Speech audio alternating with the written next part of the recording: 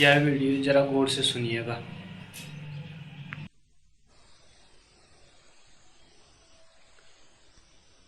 पहला प्रश्न, हम खुदा के कभी कायल न थे। तुम्हें देखा तो खुदा याद आए। सबूर सिजदा नहीं है मुझको, तू मेरे सिजदों की लाज रखना। यह सिर तेरे आस्था से पहले किसी के आगे झुका नहीं। और क्या कहूं, बस अब आप कुछ ऐसी तदबीर करें कि जिससे यह जो एक तीर ए नीम कस दिल में चुभा है सीने के पार हो जाए।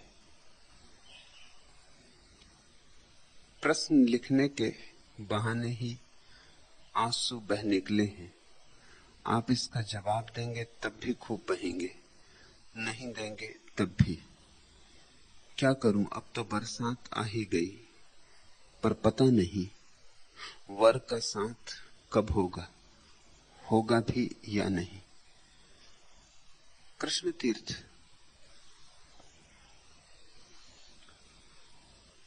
सत्संग का यही अर्थ है,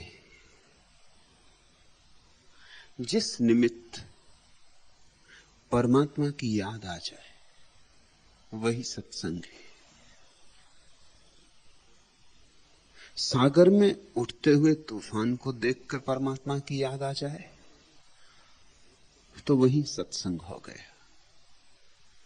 आकाश में उगे चांद को देखकर याद आ जाए तो वही सत्संग हो गया।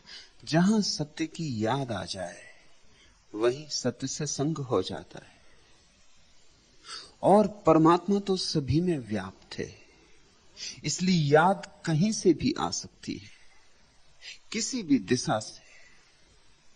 और परमात्मा तुम्हें सब दिशाओं से तलाश रहा है, खोज रहा है। कहीं से भी रंध्र मिल जाए, जरा सी संध मिल जाए तो उसका झोंका तुम में प्रवेश हो जाता है।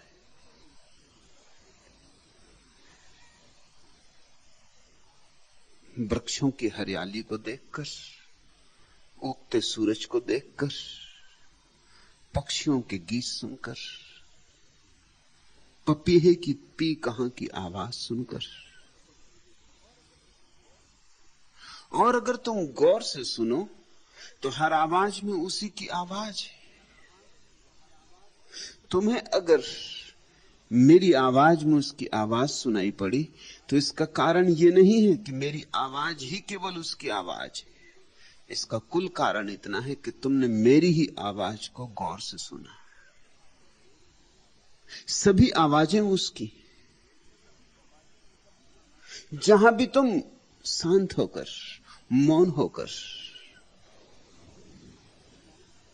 खुले हृदय से सुनने को राजी हो जाओगे, वहीं से उसकी याद आने लगेगी। खुदा के कायल होना ही होगा, क्योंकि खुदा तो सब तरफ मौजूद है। आश्चर्य तो यही है कि कुछ लोग कैसे बच जाते हैं खुदा के कायल होने से। चमत्कार है कि परमात्मा से भरे इस अस्तित्व में कुछ लोग नास्तिक रह जाते। उनके अंधेपन का अंत न होगा। वे बहरे होंगे, उनके हृदय में धड़कन न होती होगी, उनके हृदय पत्थर के बने होंगे। यह असंभव है। अगर कोई जरा आंख खोले तो चारों तरफ वही मौजूद है, उसी की छवि है। मंदिरों मस्जिदों में जाने की जरूरत इसलिए पड़ती कि हम अंधे, अन्यथा जहां हो वही मंदिर है। खुली आंख चाहिए। थोड़े जागृत होकर जहां भी बैठ जाओगे वहीं तुम उसकी वर्षा पाओगे। बरस ही रहा है, उसकी वर्षा अनवरत है। तुम कहते हम खुदा के कभी कायल न थे, तुम्हें देखा तो खुदा याद आया। इससे मेरा कुछ संबंध नहीं है। जिस ढंग से तुमने मुझे देखा, उसी ढंग से अब औरों को भी देखना शुरू करो, और तुम्हें जगह जगह खुदा ही नजर आएगा, और तुम कायल पे कायल होते चले जाओगे। और एक दिन वह अपूर्व चमत्कार भी घटेगा। दर्पण के सामने खड़े अपनी तस्वीर देखोगे और खुदा दिखाई पड़ेगा। जिस दिन वह भी घट जाए, उस दिन जानना है कि यात्रा पूरी हुई। जिस दिन तुम्हें अपने में भी परमात्मा की ही याद आने लगे, सबसे कठिन बात वही है, क्योंकि लोगों को सदा से आत्मनिंदा सिखाई गई है। तुम्हारे सबके मन आत्मनिंदा से भरे, मैं ना कुछ, अपात्र, पापी। तुम्हें सिर्फ तुम्हारी भूलें ही दिखाई पड़ती, क्योंकि तुम्हारी भूलें ही तुम्हें सुझाई गई हैं बार बार। बचपन से लेकर अब तक सदियों सदियों में तुम्हें एक ही बात सिखाई गई कि तुम दो कौड़ी के हो, तुम्हारा कोई मूल्य नहीं। मैं तुम्हें याद दिलाना चाहता हूं, तुम अमूल्य हो। तुम्हारे भीतर परमात्मा विराजमान है।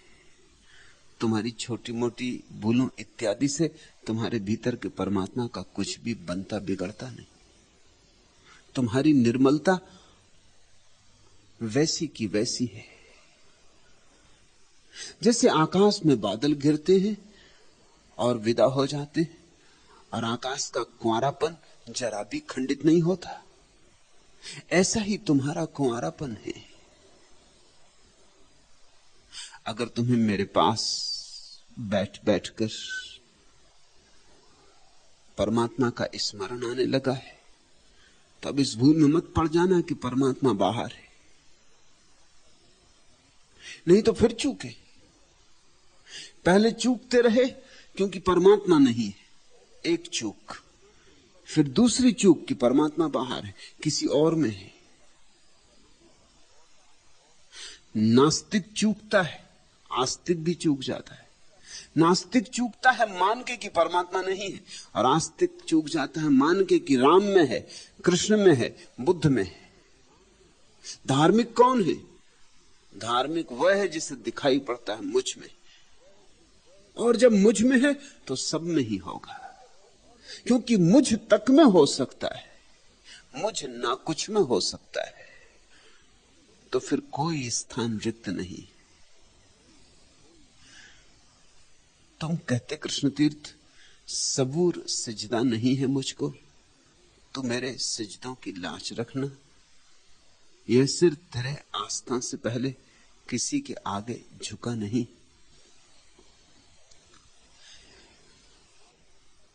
सिर है ही कहां?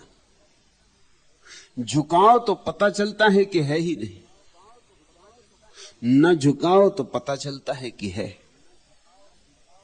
अहंकार छोड़ना थोड़ी पड़ता है, हो तो छोड़ो। जब आंख खुलती है तो पता चलता है कि है ही नहीं। रात तुमने स्वप्न देखा कि सम्राट, बड़ा साम्राज्य, महल हैं स्वर्ण के, अप्सराओं जैसी तुम्हारी रानियां हैं, देवताओं जैसे सुंदर तुम्हारे पुत्र हैं, और फिर सुबह आंख खुली। फिर क्या रात के सपने को छोड़ना पड़ता है? हंसी आती, इस धोखे में पड़ सके इस पे भरोसा नहीं आता। छोड़ना क्या है? सिर तभी तक है जब तक झुका नहीं। जब तक जागे नहीं तब तक सपना है, और तब तक सपना सच है। तब तक सपना बहुत सच है। जागे कि सपना कहां, झुके कि सिर कहां। इसलिए झुकने के बाद फिर कोई सजदा की कला थोड़ी सीखनी होती। झुकने के बाद तो पता चलता है कि सजदा चल ही रहा था, हम नाहक ही सिर के सपने में पड़ गए थे, सिर था ही नहीं। झुक के ही पता चलता है कि सिर नहीं। अगर एक बार भी झुक गए तो फिर तुम दोबारा अपने सिर को ना खोज पाओगे। झुके कि अहंकार गया। अहंकार उस नींद का नाम है जिसको अकड़ कहे। झुक सके एक बार भी तो झलक मिल जाएगी, झलक मिल जाए समर्पण की, आनंद बरस जाए। फिर कौन पकड़ता है उस नरक को जिसका नाम अहंकार था? नहीं, सिजदा की कोई कला नहीं होती, सिजदा सीखना भी नहीं होता, सीखा जा भी नहीं सकता। हां, कभी अनायास किसी की सन्निधि में घट जाता है, निमित्त मात्र किसी की मौजूदगी कारण बन जाती। कभी कभी तो ऐसा होता है व्यक्ति ना भी हो तो भी सिजदा हो जाता है।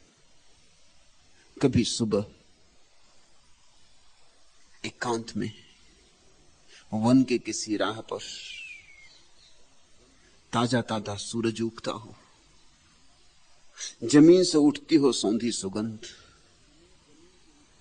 वृक्ष हरे हों, घास पर अभी भी ओस के मोती जमे हों, पक्षी गीत गाते हों, नहीं क्या कभी मन होता कि झुक जाएं, घुटने टेक दें भूमि पर, सिर लगा दें जमीन पर। नहीं कोई चरण है, नहीं कोई मूर्ति है, लेकिन फिर भी झुक जाने का एक अपूर्व भाव उठता है। और अगर झुक जाओ, किसके सामने झुके? कोई भी न था, लेकिन किसके सामने झुकने का सवाल ही नहीं, झुकने में असली राज है। झुक गए, सिजदा हो गया। उठोगे, दूसरे ही आदमी होकर उठोगे, बिना सिर के हो जाओगे। सन्यासी का अर्थ ही यही है, जिसका सिर दूसरों को दिखाई पड़ता है, उसकी तरफ से नहीं हो गया है। उनको दिखाई पड़ता है जो अभी भी सो रहे हैं, उनके सपने में है, लेकिन उसके जागरण में सिर खो गया है।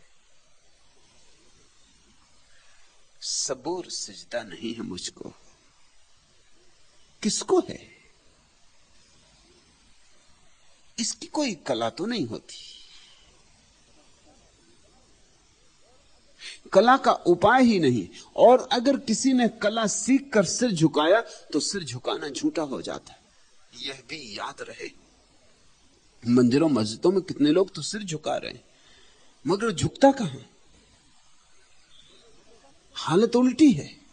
मंदिर मस्जिद में जाने वाले का सिर और अकड़ जाता है, वो और अकड़ के बाहर आता है कि मैं धार्मिक हूं, कि देखो रोज मंदिर जाता हूं और तुम पापी। मोहम्मद एक दिन एक युवक को लेकर मस्जिद गए। पहली दफा युवक मस्जिद गया मोहम्मद के साथ। जब प्रार्थना करके वापस लौटते थे, गर्मी के दिन थे और कुछ लोग अभी भी रास्तों पर अपने बिस्तरों में सोए थे। उस युवक ने मोहम्मद से कहा, हजरत, इन पापियों का क्या होगा? ये नरक में पड़ेंगे। ये समय प्रार्थना का और ये भी बिस्तरों में पड़े। इन कायलों, इन आलसियों की क्या गति होगी, कुछ बताएं। मोहम्मद ठिठक के खड़े हो गए, उनकी आंख से आंसू गिरने लगे, हाथ जोड़ लिए, वहीं झुक गए जमीन पर और परमात्मा से क्षमा मांगने लगे। वो युवक तो बहुत घबराया, उसने कहा, बात क्या है, आप किस बात की क्षमा मांग रहे हैं? उन्होंने कहा, मैं क्षमा मांग रहा हूं कि मैं तुझे मस्जिद क्यों ले गया। तू न जाता मस्जिद तो ही भला था, कम से कम तुझे ये तो ख्याल नहीं था कि तू पुण्यात्मा है और दूसरे पापी। मुझसे और एक भूल हो गई, तू भी सोया पड़ा रहता था रोज।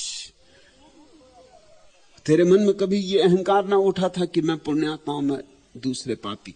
आज एक बार तू मस्जिद क्या हो आया, तू पुण्यात्मा हो गया।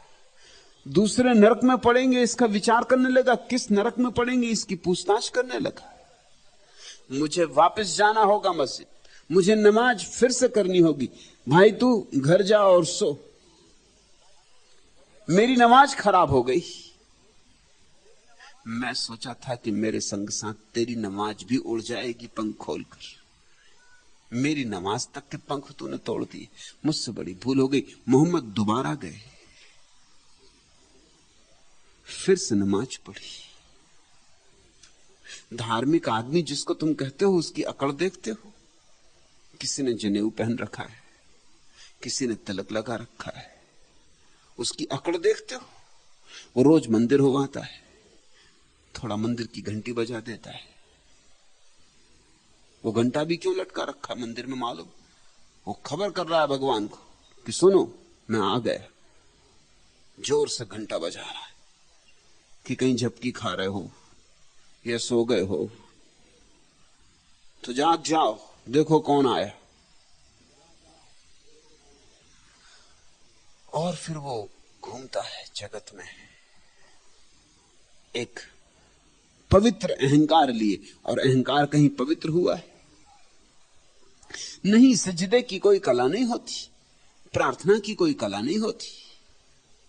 प्रार्थना तो सरलता है। तो कृष्ण तीर झुक गए, बस उसी झुकने में प्रार्थना है। पूछो ही मत कैसे झुके, कैसे झुके रहे, पूछो ही मत। जिसने झुका लिया है वही आगे भी झुकाता रहेगा। तुम अपने हाथ में ये काम मत ले लेना। तुम प्रार्थना करने को अपना कृत्य मत बना लेना। उसने झुका लिया है, वही झुकाए रखेगा। तुम इसे औपचारिक नियम मत बना लेना। मनुष्य की बड़ी से बड़ी भूलों में एक है कि वो जीवन की श्रेष्ठतम चीजों को भी औपचारिक नियम बना लेता है। बस जैसे ही औपचारिक नियम बनते हैं, श्रेष्ठता खो जाती, जीवन खो जाता है, जड़ मुर्दा चीजें हाथ में रह जाती।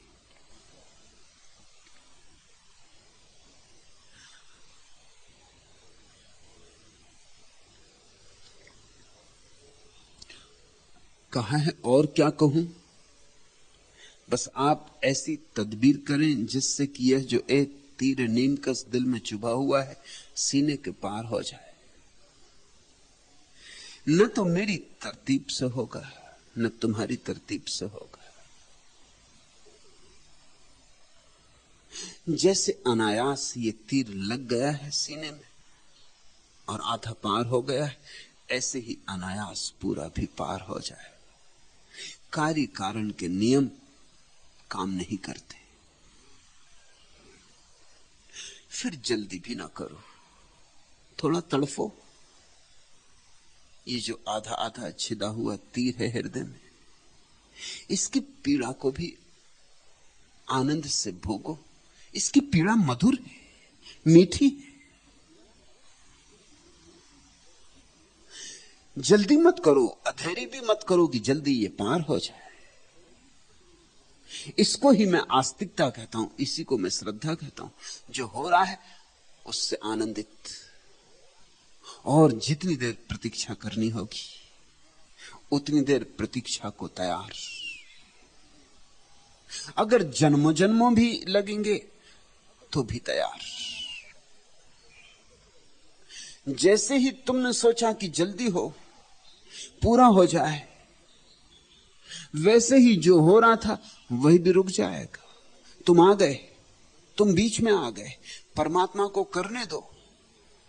यही जगजीवन का सार सूत्र है, यही भक्ति का अर्थ है। उसे करने दो। अगर आधा तीर चुभा है तो अभी आधे की ही जरूरत होगी। अभी जरूरत होगी कि तुम तड़फो, क्योंकि तड़फने से निखार आता। अभी पीड़ा आवश्यक होगी, क्योंकि पीड़ा मांझती,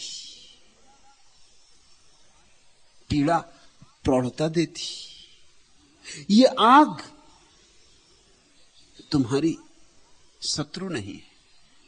इसी आग से गुजर के तुम शुद्ध स्वर्ण बनोगे, कुंदन बनोगे। मैं तुम्हारी तकलीफ भी जानता हूं।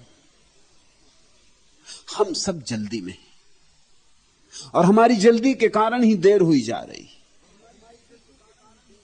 और तुम्हें भी भली भांति पता है, तुम्हारे जीवन के सामान्य अनुभव में भी रोज होता है।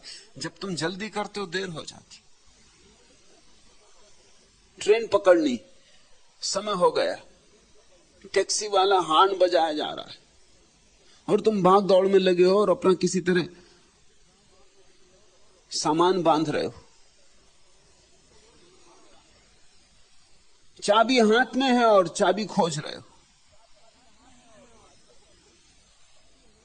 चश्मा नाक पे चढ़ा है और चश्मे की तलाश कर रहे हो कि चश्मा कहां है। जल्दी में और देर हुई जा रही। नहीं तो ऐसी भूल नहीं होती। जल्दी में मन उत्तप्त हो जाता है। जितनी जल्दबाजी उतना ही मन चिंतित हो जाता है। जितना चिंतित हो जाता है उतना ही अंधा हो जाता है।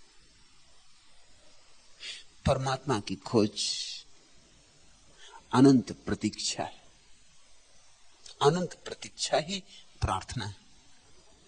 नहीं, कोई जल्दी ना करो। और मैं तुम्हारी तकलीफ समझता हूं। जिन्हें स्वाद नहीं लगा है बिल्कुल, उन्हें तो जल्दी होती ही नहीं। जल्दी का कोई कारण ही नहीं है, स्वाद ही नहीं लगा। जिन्हें स्वाद लगा, तुम धन्यभागी हो, तुम्हें स्वाद लगा। तीर छुआ है तुम्हारे हृदय को, चोट लगी है, चुभन हो रही है।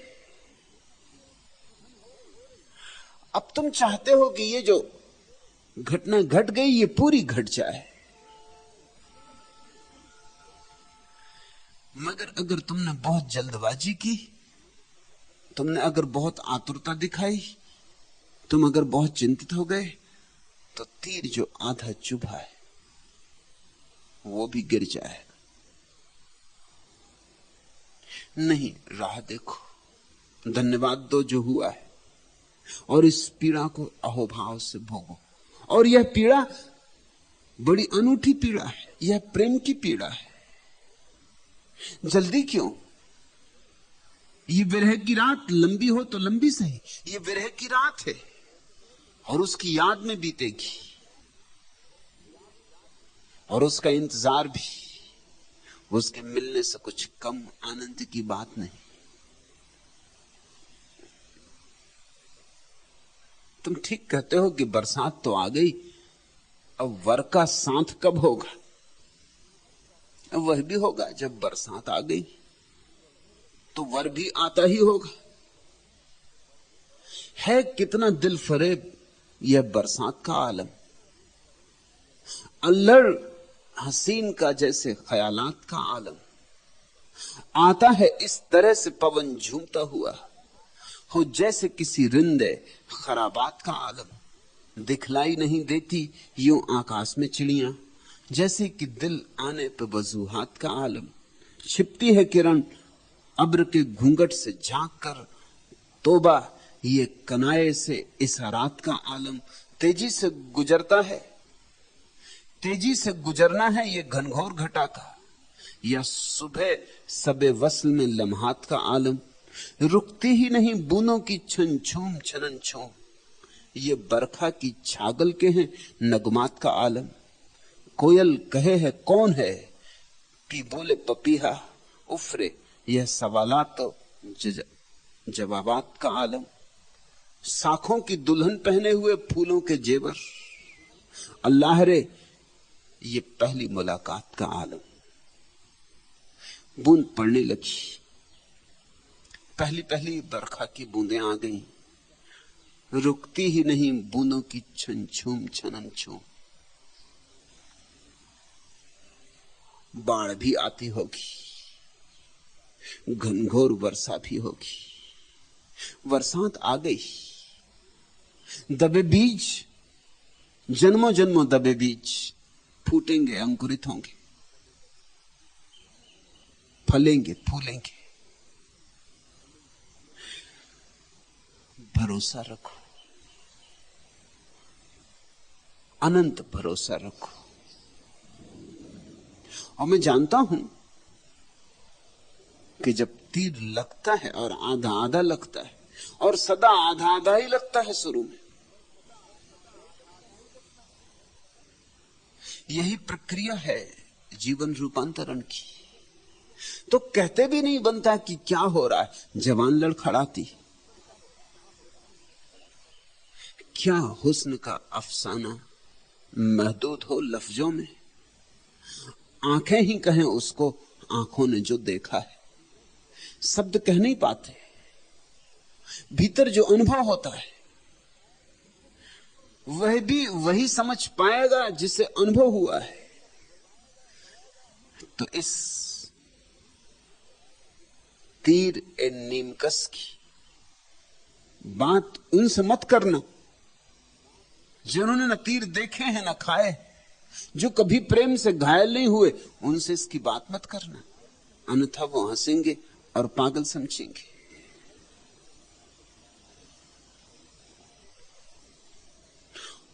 और झुकना हो गया है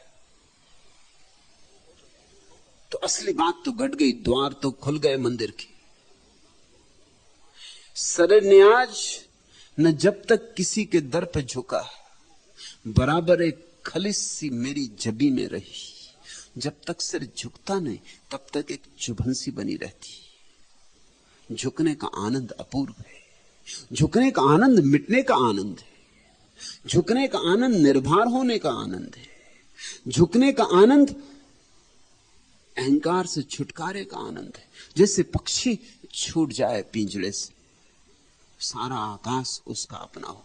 अहंकार बड़ा छोटा पिंजड़ा है, जो नहीं झुक पाते वे अभागे। तुम सौभाग्यशाली हो और तुम झुके तो तीर भी लगा। अब प्रतीक्षा करो, अश्रुपूर्ण होगी प्रतीक्षा, लेकिन आंसू तुम्हारे आनंद के आंसू, आनंद तुम्हारे अहोभाव, तुम्हारी कृतज्ञता के आंसू। इस पीड़ा को छाती से लगा के पड़े रहो। फुर्सत कहां की छेड़ करें आसमां से हम, लिपटे पड़े हैं लज्जते दर्दे नेहा से हम। इस भीतर की पीड़ा की लज्जत अनुभव करो। लिपटे पड़े हैं लज्जते दर्दे नेहा से हम, यह संपदा है, इसे छाती से लगा लो। फुर्सत कहां की छेड़ करें आसमां से हम, लिपटे पड़े हैं लज्जते दर्दे नेहा से हम। इस दर्जा बेकरार थे दर्दे नेहा से हम, कुछ दूर आगे बढ़ गए उम्रे रवा से हम। ए चार असाज हालते दर्दे नेहा न पूछ, एक राज है जो कह नहीं सकते जबां से हम। बैठे ही बैठे आ गया क्या जाने क्या ख्याल, पैरों लिपट के रोए दिले नातवा से हम। आएंगे ख्याल दूर आकाश से उड़ते हुए, अनंत के, अज्ञात के, और खूब आंसू बहेंगे। कंजूसी मत करना, कृष्ण तीर्थ कृपणता मत करना। आंसुओं के अतिरिक्त हमारे पास और कोई अर्घ है भी नहीं जो हम चढ़ाएं परमात्मा के चरणों में। आंसुओं के अतिरिक्त और हमारे पास है भी क्या जो हम भेंट करें। इसलिए बचाना मत। जो दिल खोल के रो सकता है वह पहुंच ही गया, उसके पहुंचने में देर नहीं। प्रेम के मार्ग पर आंसुओं से सीढ़ियां पार की जाती, एक एक आंसू सोपान बन जाता है। रो, आनंद मग्न होकर रो। इस पीड़ा को आलिंगन करो और अनंत प्रतीक्षा की तैयारी रखो। अंतिम बात, जो अनंत प्रतीक्षा की तैयारी रखता है उसकी घटना हो सकता है अभी घट जाए, यहीं घट जाए, और जो चाहता अभी घटे यहीं घटे, हो सकता है उसे अनंत काल तक प्रतीक्षा करनी पड़े और कभी ना घटे। ऐसा उल्टा नियम है अध्यात्म का। यहां दौड़ने वाले चूक जाते हैं, यहां बैठे रहने वाले पहुंच जाते।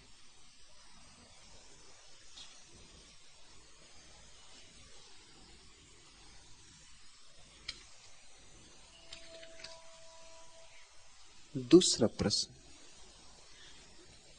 मेरी पत्नी के मन में कोई प्रश्न नहीं उठता, क्या कारण है? सुमति सरस्वती, तुम धन्यभागी हो, तुम्हारी पत्नी तुमसे ज्यादा बुद्धिमान है। सुमति सरस्वती ने कम से कम 2 दर्जन प्रश्न पूछे हैं आज।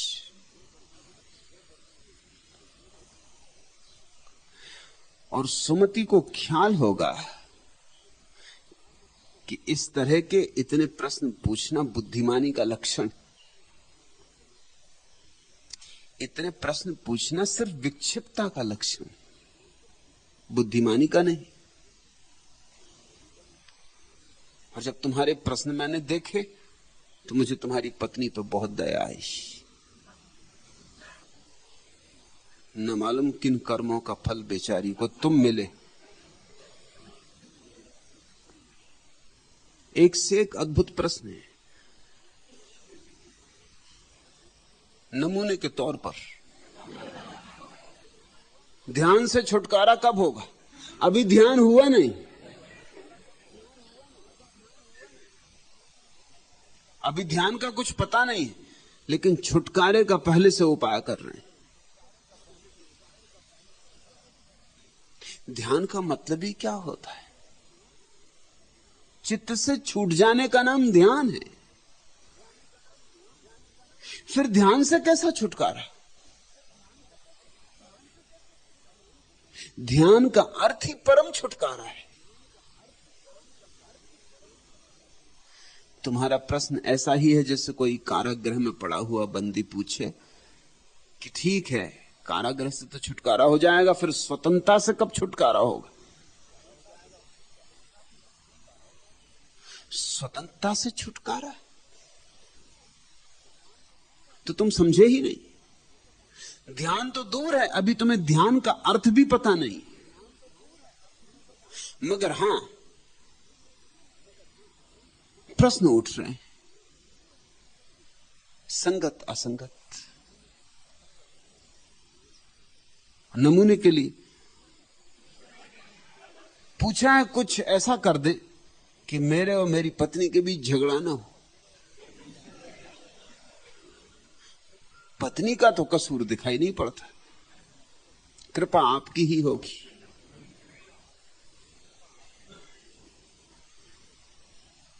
तुम्हारे 2 दर्जन प्रश्न देखकर सब साफ हो गया मुझे कि कौन झंझट खड़ी कर रहा हो। अब देखो, ये भी प्रश्न, इससे तुम्हें क्या लेना देना कि तुम्हारी पत्नी के मन में प्रश्न क्यों नहीं उठते? ये भी तुम्हारा प्रश्न, ये भी पत्नी को ही पूछने दो। तुम उसकी जान खाते होगे कि पूछ।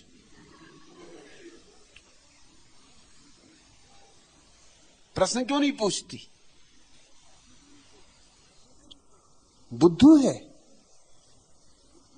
मूड है, प्रश्न क्यों नहीं पूछती? जैसे कि प्रश्न पूछना कोई बड़े ज्ञान की बात है।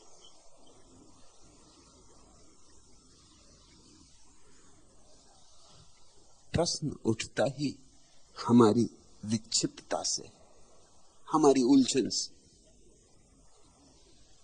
और मैं तुम्हें जो उत्तर देता हूं वो इसलिए नहीं देता कि तुम्हारे प्रश्न बड़े सार्थक हैं। उत्तर सिर्फ इसलिए देता हूं ताकि धीरे धीरे धीरे धीरे तुम्हें ये दिखाई पड़ना शुरू हो जाए कि सब प्रश्न व्यर्थ हैं। उस दिन शुभ घड़ी होगी जब तुम्हारे मन में कोई प्रश्न न उठेगा। जिस दिन मन निष्प्रश्न हो जाता है, उसी दिन भीतर का उत्तर प्रकट हो जाता है। उत्तर तुम्हारे भीतर, मगर तुम प्रश्नों में उलझे हो, इसलिए उत्तर का पता नहीं चलता। तुम प्रश्नों में इतना शोरगुल मचा रहे हो कि उत्तर भीतर है भी तो सुनाई नहीं पड़ सकता। उसकी धीमी धीमी आवाज, उसका धीमा धीमा स्वर तुम्हारे कोलाहल में खो जाता है।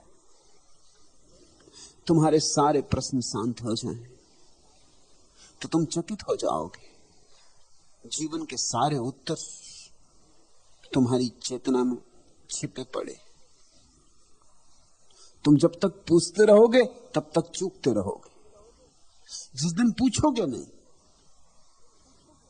उसी दिन तुम्हारे भीतर ही वेदों का वेद जन्मता है। तुम्हारे चैतन्य में ही सारा रहस्य बीज रूप में पड़ा है। मगर तुम बाहर भटक रहे हो। प्रश्न पूछने का मतलब है कोई दूसरा उत्तर देगा।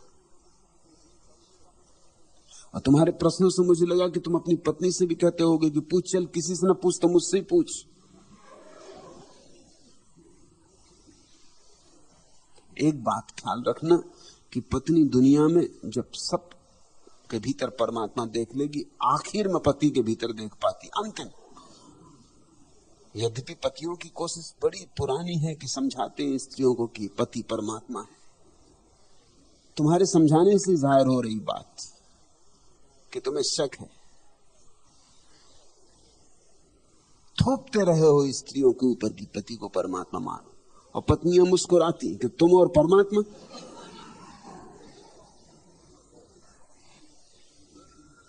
किसी पत्नी को यह भरोसा नहीं आ सकता कि पतिदेव और परमात्मा, किसी और का पति हो सकता है, मगर अपने पति को तो स्त्रियां भली भांति जानती। तुमसे ज्यादा अच्छी तरह तुम्हारी पत्नी तुम्हें पहचानती, तुम्हारी नस नस से वाकिफ है।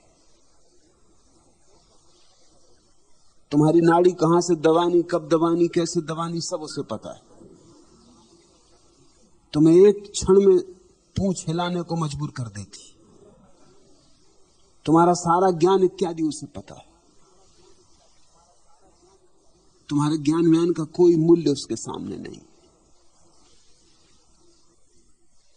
तुम सोचते होगे कि वो तुमसे पूछे। एक महिला, पढ़ी लिखी महिला यहां आती, चोरी से आना पड़ता है क्योंकि पति कहते हैं कहीं जाने की जरूरत ही नहीं। जब मैं तेरा पति हूं तो कहीं जाने की क्या जरूरत? क्या पूछना है मुझसे पूछ। मेरी किताबें इत्यादि पति फेंक देते, फिर डर के कारण उठा के उनको सिर से भी लगा लेते हैं क्योंकि भय भी लगता है कि कहीं कोई नुकसान ना हो जाए। उनकी पत्नी ने मुझे कहा कि मेरे सामने तो फेंक देते हैं, और फिर मैंने चोरी छिपे देखा कि सिर झुका के उनको नमस्कार करते हैं और माफी मांगते हैं कि क्षमा करना। अब ऐसे पति से क्या पत्नी डरेगी? और पत्नी के सामने आकर के बैठ जाते हैं कि पूछ, क्या तुझे पूछना, किस तरह का ज्ञान चाहिए? मेरी मौजूदगी में तुझे कहीं जाने की कोई जरूरत नहीं। अब उनकी पत्नी कहती है कि इनसे पूछने का मन ही नहीं होता। इनसे पूछना क्या है, ये तो मुझसे पूछना उल्टे। छोटी छोटी बात में क्रोधित होते हैं, छोटी छोटी बात में चिंतित हो जाते हैं, छोटी छोटी बात में बच्चे की तरह हो जाते हैं। मुझे इनकी मां का भी काम करना पड़ता। इनसे मैं क्या पूछूंगी? मगर अकड़, पुरुष का अहंकार, पुरुष का दंभ।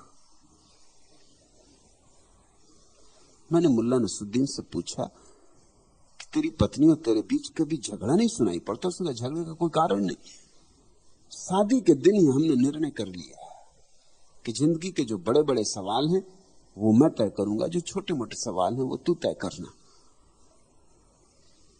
और तब से समझौता चल रहा है और कोई झंझट नहीं आती। मैंने कहा फिर भी मैं थोड़ा पूछना चाहता हूं कि बड़े बड़े सवाल से तुम्हारा क्या मतलब और छोटे छोटे सवाल से तुम्हारा क्या मतलब? उसने कहा आप ये ना पूछे तो अच्छा।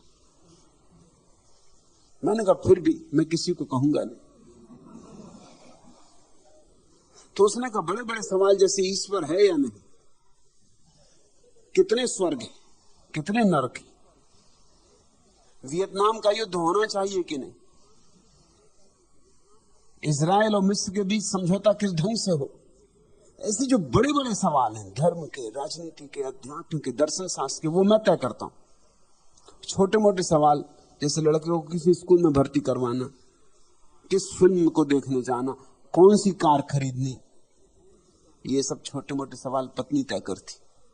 अब तुम समझ लो कि बड़े बड़े सवाल का मतलब है कि बेकार सवाल जिनसे कुछ लेना देना नहीं। अब ईश्वर है या नहीं करते रहते हैं। तुमसे पूछ कौन रहा है कि इजराइल और मिस्र के बीच समझौता कैसे हो, वियतनाम में युद्ध होना चाहिए कि नहीं होना चाहिए, तुम्हारी सलाह कौन मांग रहा है? स्त्रियां कुशल व्यवहारिक, स्त्रियां भूमि के बहुत निकट है, इसलिए स्त्रियों को पृथ्वी कहा। अत्यंत व्यवहारिक है। तुम्हारे व्यर्थ सवाल तुम्हारी पत्नी नहीं पूछेगी। अब जैसे पत्नी को यह सवाल ही नहीं उठ सकता कि ध्यान से छुटकारा कैसे हो, ये बात ही मूढ़तापूर्ण है। पत्नी को यह सवाल नहीं उठेगा। तुम इस चिंता में पड़ो क्यों? अच्छा है, शुभ है कि पत्नी के मन में सवाल नहीं उठते। तुम्हारे मन में उठते हैं, ये पूछो कि मेरे मन में इतने सवाल क्यों उठते? क्योंकि तुम्हारे सवाल गिरे तो अच्छा है, तुम्हारे सवाल विदा हो जाएं तो अच्छा है। एक ऐसी घड़ी आ जाए जब तुम्हारे भीतर कोई प्रश्न न रह जाए, तो वही घड़ी ध्यान की घड़ी होगी। बुद्ध अपने शिष्यों को कहते थे कि जब तक तुम्हारे भीतर सवाल उठते हैं तब तक मत पूछो, वर्ष 2 वर्ष ध्यान में डूबो, फिर जब सवाल ना उठे तब पूछ लेना। ये भी खूब रही। जब सवाल ना रहे तब पूछ लेना। जब सवाल न रह जाते तो कोई पूछता कैसे? बुद्ध अपने शिष्यों को पूछते थे 1-2 साल ध्यान करने के बाद कि आप कुछ पूछना है? शिष्य हंसते थे, कहते थे नहीं कुछ पूछना नहीं।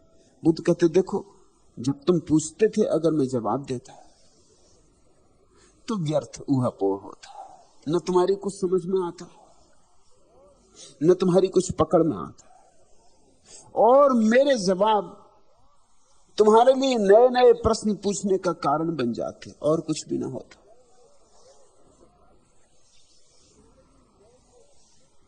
इसका यह अर्थ नहीं कि बुद्ध ने जवाब नहीं दिए। बुद्ध ने जवाब दिए हैं उनको जिनको ध्यान के लिए फुसलाना है और राजी करना है। लेकिन जिनमें भी बुद्ध ने देखा कि ध्यान की क्षमता है, करीब ही किनारे के खड़े हैं, जरा सा धक्का और ध्यान की लपट जल उठेगी, उनको जवाब नहीं दिए। मैं भी तुम्हें जवाब देता हूं, सिर्फ इसीलिए कि तुम्हें राजी करना है। किसी तरह तुम ध्यान में उतर जाओ। एक बार तुम ध्यान में उतर जाओ तो सब प्रश्न गिर जाएंगे, सब उत्तर की आकांक्षा समाप्त हो जाएगी।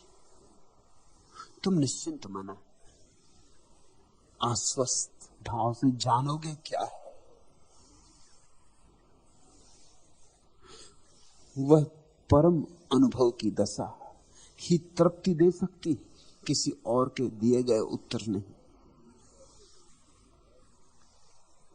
मैं तुम्हें उत्तर देता हूं, उसमें जो समझदार है वो उत्तर के माध्यम से अपने प्रश्नों को हटा देते, जो ना समझ है वो मेरे उत्तर में से और 10 प्रश्न खड़े कर लेते। अब 2 दर्जन प्रश्न पूछने का कोई कारण नहीं। एकाध प्रश्न तुम्हारे जीवन में जो मूल्यवान हो पूछो। प्रश्न पूछने के लिए ख्याल रखना चाहिए, जैसे जब तुम जाते हो पोस्ट ऑफिस टेलीग्राम करने तो एक एक शब्द का ख्याल रखते हो, क्योंकि एक एक शब्द की कीमत चुकानी पड़ती। 10 शब्द जा सकते हैं 1 रुपए में, तो तुम काटते जाते हो। 12 हैं तो 2 और काटो। 1 रुपए में जितने जा सकते हो उतने भेज देते हो। और तुमने एक चमत्कार देखा कि तुम्हारी 10 पन्नों की चिट्ठी का वो असर नहीं होता जो 10 शब्दों के तार का होता। क्या कारण होगा? क्योंकि व्यर्थ तुमने काट दिया, सार्थक ही सार्थक बचा लिया। जो अत्यंत आवश्यक था, अपरिहार्य था, वही बचा लिया।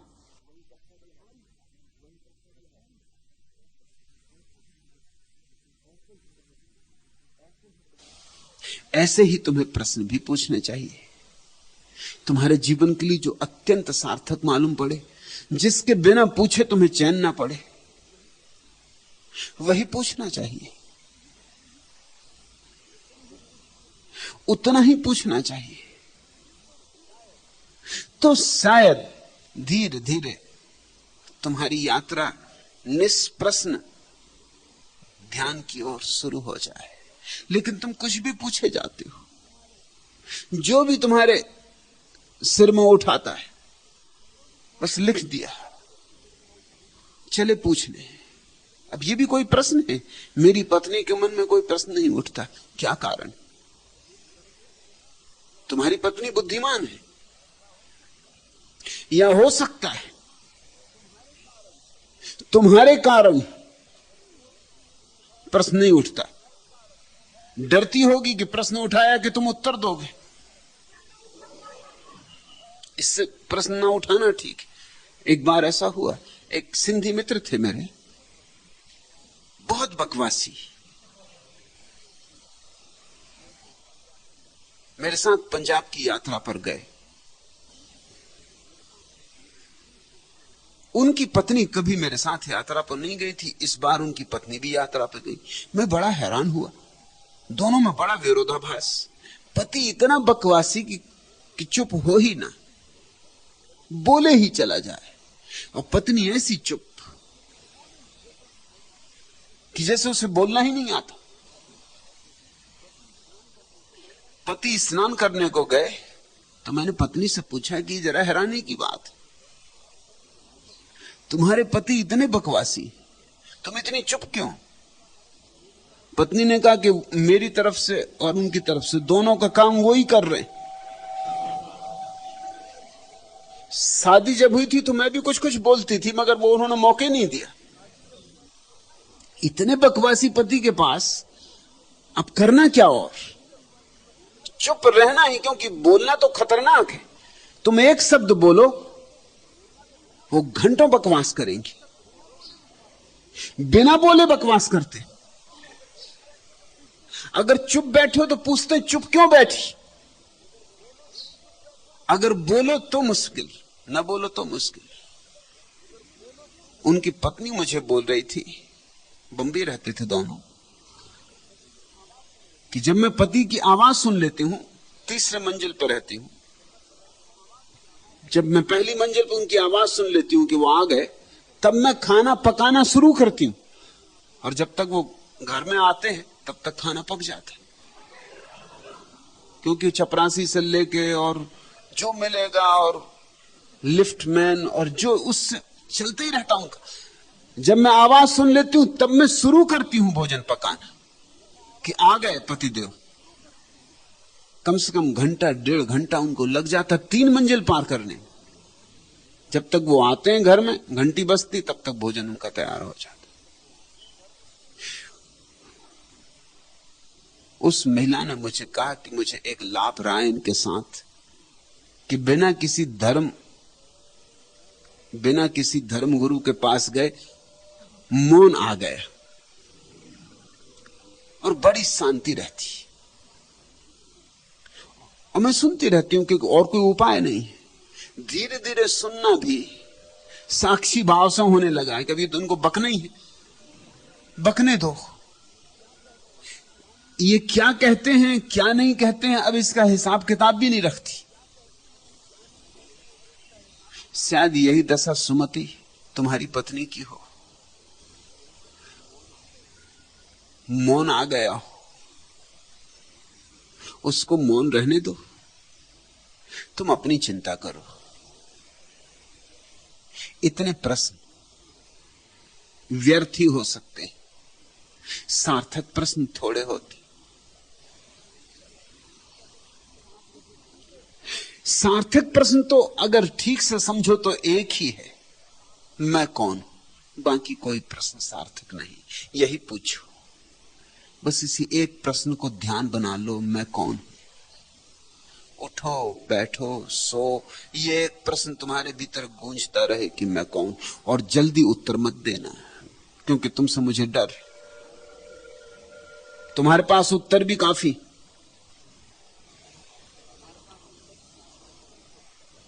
एक दफा पूछोगे मैं कौन हूं, और जल्दी से उत्तर दोगे अहम ब्रह्मास्मि, कि मैं ब्रह्म। उपनिषद और वेद सब चले आएंगे। ये उत्तर तुम्हारा नहीं है, इनको इंकार कर देना, कहना ये उत्तर मेरे नहीं। तुम तो उस उत्तर की प्रतीक्षा करना जो सद्य स्नात, ताजा ताजा नया तुम्हारे भीतर उमगे। जब तक वह उत्तर ना आए इंकार करते जाना, बाकी सब कचरा है। किसी ने कहा हो, कितने ही महाज्ञानी ने कहा हो, मगर तुम्हारा नहीं है तो सत्य नहीं है। उधार यानी असत्य। बुद्ध ने कहा हो, महावीर ने कहा हो, कृष्ण क्राइस्ट ने कहा हो, तुम्हारा नहीं है तो किसी काम का नहीं है। न तो तुम बुद्ध की आंख से देख सकते हो, और न कृष्ण की जबान से बोल सकते हो, न महावीर के पैर से चल सकते हो, न कृष्ण की धड़कन से जी सकते हो। तुम्हारा ज्ञान ही तुम्हारे जीवन को आलोकित करेगा। पूछते जाना इस एक प्रश्न को, मैं कौन हूं। उत्तर आएंगे रटे रटाए, तोतों की तरह कंठस्थ, जो तुमने पढ़े हैं, सुने हैं, पूछे हैं लोगों से, वो उत्तर उठेंगे। उनको इंकार करते जाना, कहना नहीं, नेति नेति कहते जाना, यह भी नहीं, यह भी नहीं। एक दिन ऐसी घड़ी आती है जब प्रश्न ही रह जाता और कोई उत्तर नहीं रहता। मैं कौन हूं और सन्नाटा, मैं कौन हूं और सन्नाटा, मैं कौन हूं और सन्नाटा गहन होता जाता, कोई उत्तर नहीं आता। यह बड़ी परम घड़ी है, क्योंकि वह सन्नाटा ही उत्तर है। वह शून्य जो मैं कौन हूं के पीछे आता है, जैसे तूफान के पीछे शांति आती, ऐसे उस मैं कौन हूं के झंझावात के पीछे जो सन्नाटा, शांति, मौन, शून्य आता, उसी शून्य के स्वाद में तुम्हें उत्तर मिलेगा। उसी शून्य में तुम पूर्ण को विराजमान पाओगे। वही ध्यान है, वही समाधि।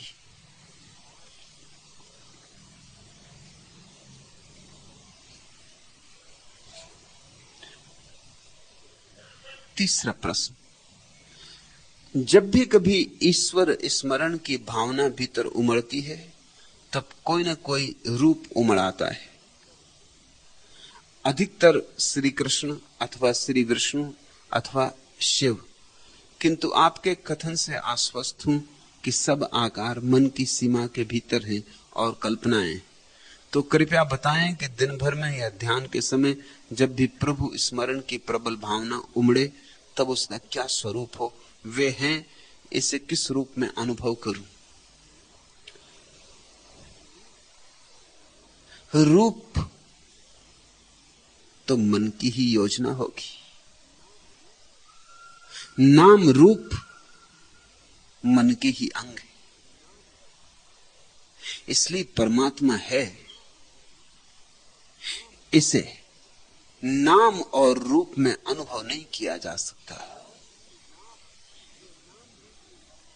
जो नाम रूप में परमात्मा को अनुभव करने की चेष्टा करेगा, उसने पहले से ही गलत कदम उठा लिए, वो कल्पना जाल में पड़ जाएगा। और मीरा, क्योंकि तुझे समझ में बात आ रही है कि ये सब आकार मन की ही कल्पना के जाल है, इसलिए अड़चन ज्यादा नहीं है। परमात्मा है, इसे हम दो तरह से अनुभव कर सकते हैं। एक रूप में, अर्थात पर की भांति। कृष्ण खड़े, राम खड़े, या बुद्ध या महावीर, तुमसे भिन्न, तुम हो दृष्टा, और जिस परमात्मा को तुम देख रहे वह है दृश्य। दृश्य यानी रूप। एक तो यह ढंग है परमात्मा को स्मरण करने का, यह गलत ढंग है, इससे सावधान। दूसरा ढंग है दृष्टा की भांति अनुभव करना, दृश्य की भांति नहीं, साक्षी की भांति अनुभव करना। ये जो चैतन्य मेरे भीतर है, ये जो मैं हूं, यही। तब कल्पना का कोई उपाय नहीं। कृष्ण दिखाई पड़ रहे हैं, लेकिन किसको दिखाई पड़ रहे हैं? देखने वाला कोई है। मीरा, तेरे भीतर कौन साक्षी है जो कृष्ण को देख रहा है?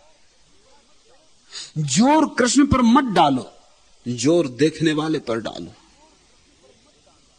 सारा ध्यान देखने वाले पर केंद्रित कर दो। उस साक्षी को पकड़ो। कृष्ण तो आएंगे चले जाएंगे, साक्षी सदा है। उस साक्षी में ही भगवान को अनुभव करने की चेष्टा सम्यक चेष्टा है। परमात्मा साक्षी रूप है, चैतन्य रूप है। कृष्ण के भीतर साक्षी का भाव घटा, इसलिए कृष्ण को हमने भगवान कहा। कृष्ण ने जाना कि मैं साक्षी हूं, इसलिए कृष्ण को हमने भगवान कहा। बुद्ध को अनुभव हुआ दृष्टा का, दृश्य से मुक्त हुए, बाहर से भीतर लौटे, तो हमने भगवान उनको कहा। ये बुद्ध को, कृष्ण को, राम को, महावीर को भगवान कहने का कारण सिर्फ इतना ही है कि उन्होंने अपने भीतर के चैतन्य को पहचाना, चैतन्य के साथ पूरा तादात्म्य किया, चैतन्य में डुबकी लगाई। बस इससे ज्यादा कुछ भी नहीं। ऐसा ही तुम भी करो। तुम राम की पूजा करो, इससे कुछ भी ना होगा। तुम कृष्ण की पूजा करो, इससे कुछ भी ना होगा। कृष्ण ने किसकी पूजा की थी, कभी पूछा?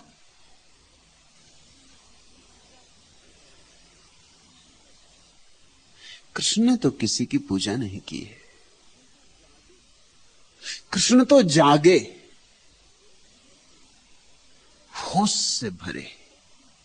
ऐसे ही तुम भी होश से भरो। अगर तुम्हारा कृष्ण से प्रेम है तो इतना ही सार लो कि जो उन्होंने किया वही तुम भी करो।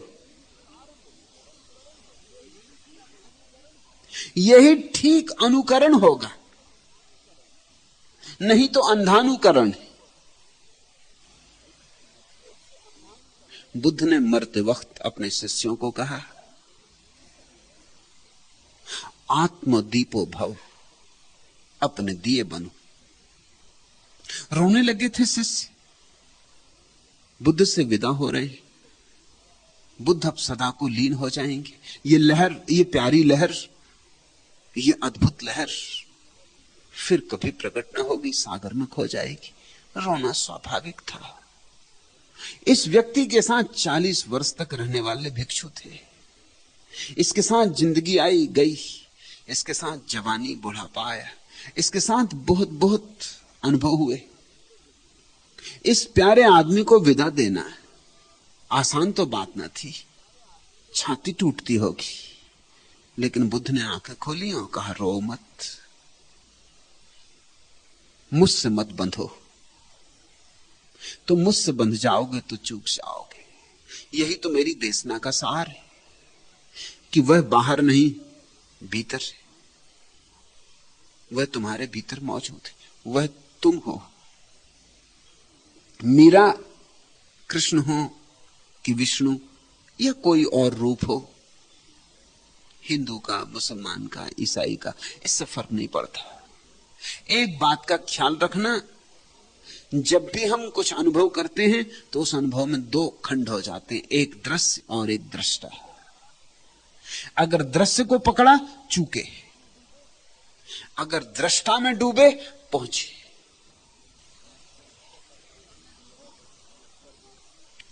इसकी बर्बादियों को रायगा समझा था मैं, बस्तियां निकली जिन्हें वीरानियां समझा था मैं। और तुमने कभी भीतर झांक के देखे नहीं, तुम तो समझते हो वहां क्या, भीतर क्या रखा है। वहां तो तुम्हें शून्य मालूम होता है। अकेले छूट जाते हो कभी एकांत में तो मन नहीं लगता, कहते हो कोई चाहिए। कोई दूसरा चाहिए, कोई मित्र मिल जाए। अकेले में एकदम जी ऊबता है, क्यों? खाली खाली लगते हो, रिक्त रिक्त लगते हो, कुछ खोया खोया लगता है। तुम्हें अपना पता ही नहीं, तुम्हें पता ही नहीं कि संपदाओं की संपदा तुम्हारे भीतर पड़ी। पूर्ण परमात्मा तुम्हारे भीतर मौजूद है। इसकी बर्बादियों को रायगां समझा था मैं, बस्तियां निकली जिन्हें वीरानियां समझा था मैं, हर निगह को तबे नाजुक पर गरा समझा था मैं। सामने की बात थी लेकिन कहां समझा था? क्या खबर थी खुद वो निकलेंगे बराबर के शरीक। दिल की हर धड़कन को अपनी दास्तां समझा था मैं। जिंदगी निकली मुसलसल, इम्तिहान दर इम्तिहान, जिंदगी को दास्तां ही दास्तां समझा था मैं। मेरी ही रुदाद हस्ती थी मेरे ही सामने, आज तक जिसको हदी से दीगरा समझा था मैं। जिसको तुमने दूसरा समझा है वो दूसरा नहीं है, लेकिन तुम्हारी अपने से पहचान ही नहीं है अभी, इसलिए दूसरा दूसरा दिखाई पड़ रहा है। अपने से पहचान हो जाए तो दूसरा भी दूसरा नहीं। मेरी ही रुदाद हस्ती थी मेरे ही सामने, आज तक जिसको हदी से दीगरा समझा था मैं। जब तुम विष्णु को देखते, कृष्ण को देखते, राम को देखते, तो अभी तुम्हें अपने से पहचान नहीं, इसलिए वे पर मालूम होते। जब अपने से पहचान हो जाएगी तो तुम चकित हो जाओगे, वे तुम्हारी ही तरंगे, फिर कुछ भेद नहीं है, फिर एक ही है, फिर मैं और तू में कोई अंतर नहीं। लेकिन पहले मैं को पहचानना होगा, इस मैं की गहराई में जाना होगा। इस मैं की गहराई को जाने बिना कोई भी परमात्मा से परिचित ना हुआ है, ना हो सकता है।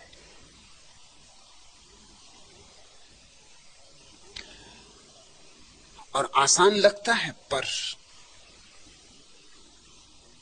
किसी मित्र से प्रेम किया, पत्नी से प्रेम किया, पति से प्रेम किया, बेटे से प्रेम किया, ये सब पर से प्रेम थे। फिर इसी पर के ही गणित में परमात्मा से प्रेम किया, तो फिर मित्र और पति और पत्नी जैसे पर थे, ऐसे ही परमात्मा को भी पर बना लिया, विष्णु, कृष्ण, राम। मगर ये बात वही की वही रही, रूपांतरण ना हुआ। पत्नी की जगह राम को रख लिया, पति की जगह कृष्ण को रख लिया, भेद कहां हुआ? कुछ भेद ना हुआ। असली क्रांति तो तब घटती है जब पर की जगह स्व आ जाए, तो रूपांतरण, तो आंख फिरी, तो लौटे घर की तरफ, तो दृष्टि जो बाहर जाती थी अंतर्मुखी हुई, अंतर यात्रा शुरू हुई। रखते हैं खिज्र से न गरज रहनुमा से हम, चलते हैं बच के दूर हर एक नक से पास है हम। ना तो किसी पथ प्रदर्शक से हमारा कोई संबंध है, ना किसी पैगंबर से। रखते हैं खिज्र से न गरज रहनुमा से हम, चलते हैं बच के दूर हर एक नक से पास है हम। और चरण चिन्ह तो बहुत बने हैं समय की धार पर, कितने बुद्ध चल चुके हैं, कितने चरण चिन्ह बन चुके हैं। उन्हीं की पूजा में मत उलझ जाना। मानुस हो चले हैं जो दिल की सदा से हम, शायद कि जी उठे, शायद कि जी उठे तेरी आवाज पास है हम। भीतर की आवाज से परिचित हो लो। मानुस हो चले हैं जो दिल की सदा से हम, ये जो पहचान हो जाए भीतर की आवाज से, अंतरतम की आवाज से, तो ही शायद तुम परमात्मा के चरणों की आवाज को भी पहचान पाओ, क्योंकि तुम्हारे भीतर की आवाज उसके चरणों की ही आवाज है। ओ मस्त नाज हुस्न, तुझे कुछ खबर भी है? तुझ पर निसार होते हैं किस किस अदा से हम। ये कौन छा गया है दिल और दीदा पर कि आज अपनी नजर में आप हैं ना आसना से हम। और एक चमत्कार घटता है।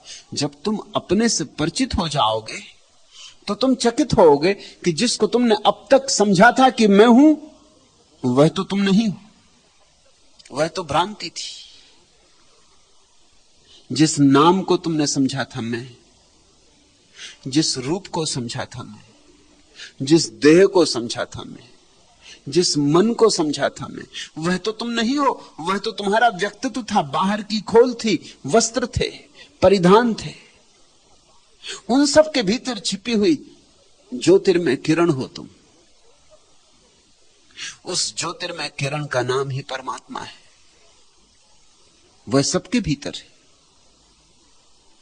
लेकिन सबसे पहली पहचान अपने भीतर करनी होती, क्योंकि वहीं से हम निकटतम हैं मंदिर के। कहीं जाना नहीं, कहीं झोली नहीं फैलानी। सम्राट हो तुम, भिखारी बने हुए झोली मत फैलाओ, न कृष्ण के सामने न राम के सामने, क्योंकि राम और कृष्ण तुम्हारे भीतर मौजूद है। ये बात बड़ी विरोधाभासी लगेगी, मैं तुमसे कहना चाहता हूं, इसे याद रखना। राम और कृष्ण को पकड़ा तो राम और कृष्ण को कभी ना पा पाओगे। छोड़ो राम कृष्ण को, पकड़ो स्वयं को, और उसी पकड़ने में राम भी मिल जाएंगे, कृष्ण भी मिल जाएंगे।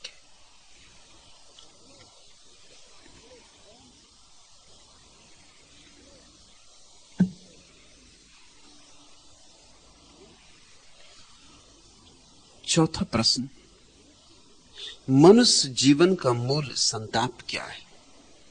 एक ही संताप है कि मनुष्य वह न हो पाए जो होने को पैदा हुआ है। एक ही संताप है कि बीज बीज रह जाए, फूल की तरह खिल न पाए, बिखेर ना सके अपनी सुवास को अनंत अनंत हवाओं में, कर न सके गुफ्तगू चांदारों से, निवेदन न कर पाए अपने रंगों का आकाश के प्रति, अभिव्यक्त ना हो पाए। एक ही संताप है। कवि के भीतर की कविता प्रकट ना हो सके तो संताप, चित्रकार चित्र न बना सके तो संताप, नर्तक नाच ना सके, पैरों में जंजीरें पड़ी हों तो संताप। संताप का एक ही अर्थ होता है, जो हम होने को हैं, जो हमारी सहज प्रकृति और नियति है, वह ना हो पाए और हमें अन्यथा होने को मजबूर होना पड़े, तो संताप पैदा होता है, तो जीवन में विषाद गिरता है। और इतने जो अनंत अनंत लोग तुम्हें विषादग्रस्त दिखाई पड़ते हैं, संताप में डूबे हुए, नरक में जी रहे, उसका कारण इतना ही है कि उनमें से प्रत्येक बीज लेकर आया है परमात्मा होने का, और न मालूम क्या छोटी मोटी चीज होकर समाप्त हो गया। कोई डॉक्टर हो गया, कोई इंजीनियर हो गया, कोई दुकानदार हो गया। परमात्मा होने जो आया है वो दुकानदार हो जाए तो कैसे संतुष्टि मिले, पीड़ा बनी ही रहेगी। जरा सोचो तो,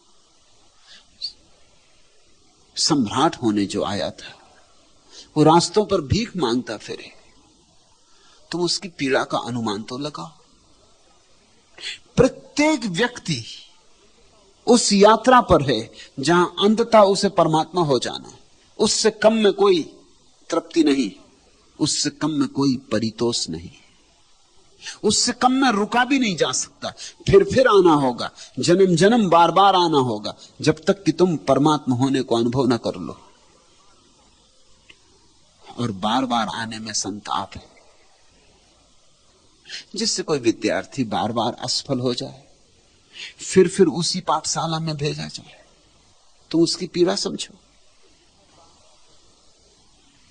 हर बार नया वर्ष शुरू होता है, फिर उसी स्कूल में, ऐसे ही हर बार नई जिंदगी शुरू होती है, फिर वही पाठ, फिर वही भटकाव, फिर वही चिंताओं का जाल, फिर वही व्यवसाय, फिर भवसागर।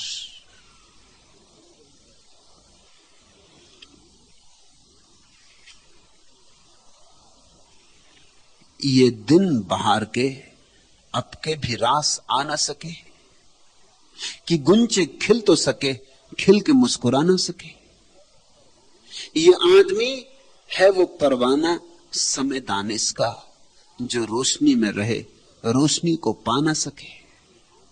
न जाने आह कि उन आंसुओं पे क्या गुजरी, जो दिल से आंख तक आए मिजा तक आ ना सके। करेंगे मर के बका ए दवाम क्या हासिल, जो जिंदा रह के मुकाम हयात पा ना सके। जहे खुलूस से मोहब्बत की हादिसाते जहां, तुझे तो क्या मेरे नक्शे कदम मिटा ना सके। उन्हें सादते मंजिल रसी नसीब हो क्या, वो पांव राह तलब में जो डगमगा ना सके। घटे अगर तो बस एक मुस्ते खाक है इंसान, बढ़े तो वुसअते कौनों में समा ना सके। आदमी जैसा है वैसा ही रह जाए तो बस मुस्ते खाक है इंसान, एक मुट्ठी भर मिट्टी। घटे अगर तो बस एक मुस्ते खाक है इंसान, बढ़े तो वुसअते कौनों में समा ना सके। और अगर फैल सके तो ये सारा आकाश छोटा पड़ जाए। यही पीड़ा है। होने को तो आकाश, और रह गए हैं छोटे छोटे आंगन, इर्छे तिरछे संकीर्ण। पंख तो मिले थे कि चांद तारों से दोस्ती करें, और पड़े रह गए हैं कारागृहों में। और मजा ऐसा, बड़ा व्यंग है, विडंबना है कि कारागृहों में जो लोग पड़े हैं, उनके कारागृहों में लगे तालों की चाबियां तो किन्हीं और के हाथ में होती। तुम जिस कारागृह में पड़े हो, तुम ही कारागृह में पड़े हो, तुम ही ताले हो, तुम ही ताला डालने वाले हो, तुम ही चाबी हो। तुम्हारे अतिरिक्त वहां कोई भी नहीं। सारा खेल तुम्हारा। तुम जिस क्षण चाहो बाहर निकल आओ, कोई रोकने वाला नहीं, कोई पहरे पर नहीं खड़ा है। तुम जो नाटक रच रहे हो, ये एकालाप है। तुमने कभी नाटक देखा? मोनोलॉग, एक ही आदमी सारे अभिनय करता है। बस ये तुम्हारा नाटक वैसा ही है, एकालाप, मोनोलॉग। एक ही आदमी सारे काम करता है। कुछ दिनों पहले एक कलाकार मेरे पास आया था। वो एकालाप में कुशल था।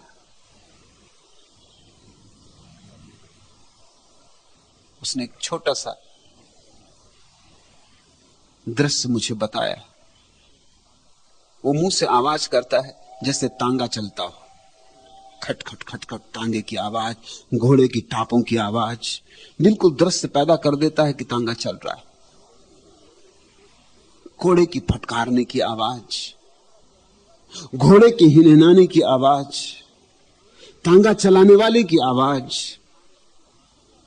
तांगे में बैठे हुए आदमी की आवाज, ये सब वो अकेले ही करता है। तांगे में बैठा आदमी उससे कुछ कहता है तो अलग ढंग से बोलता है,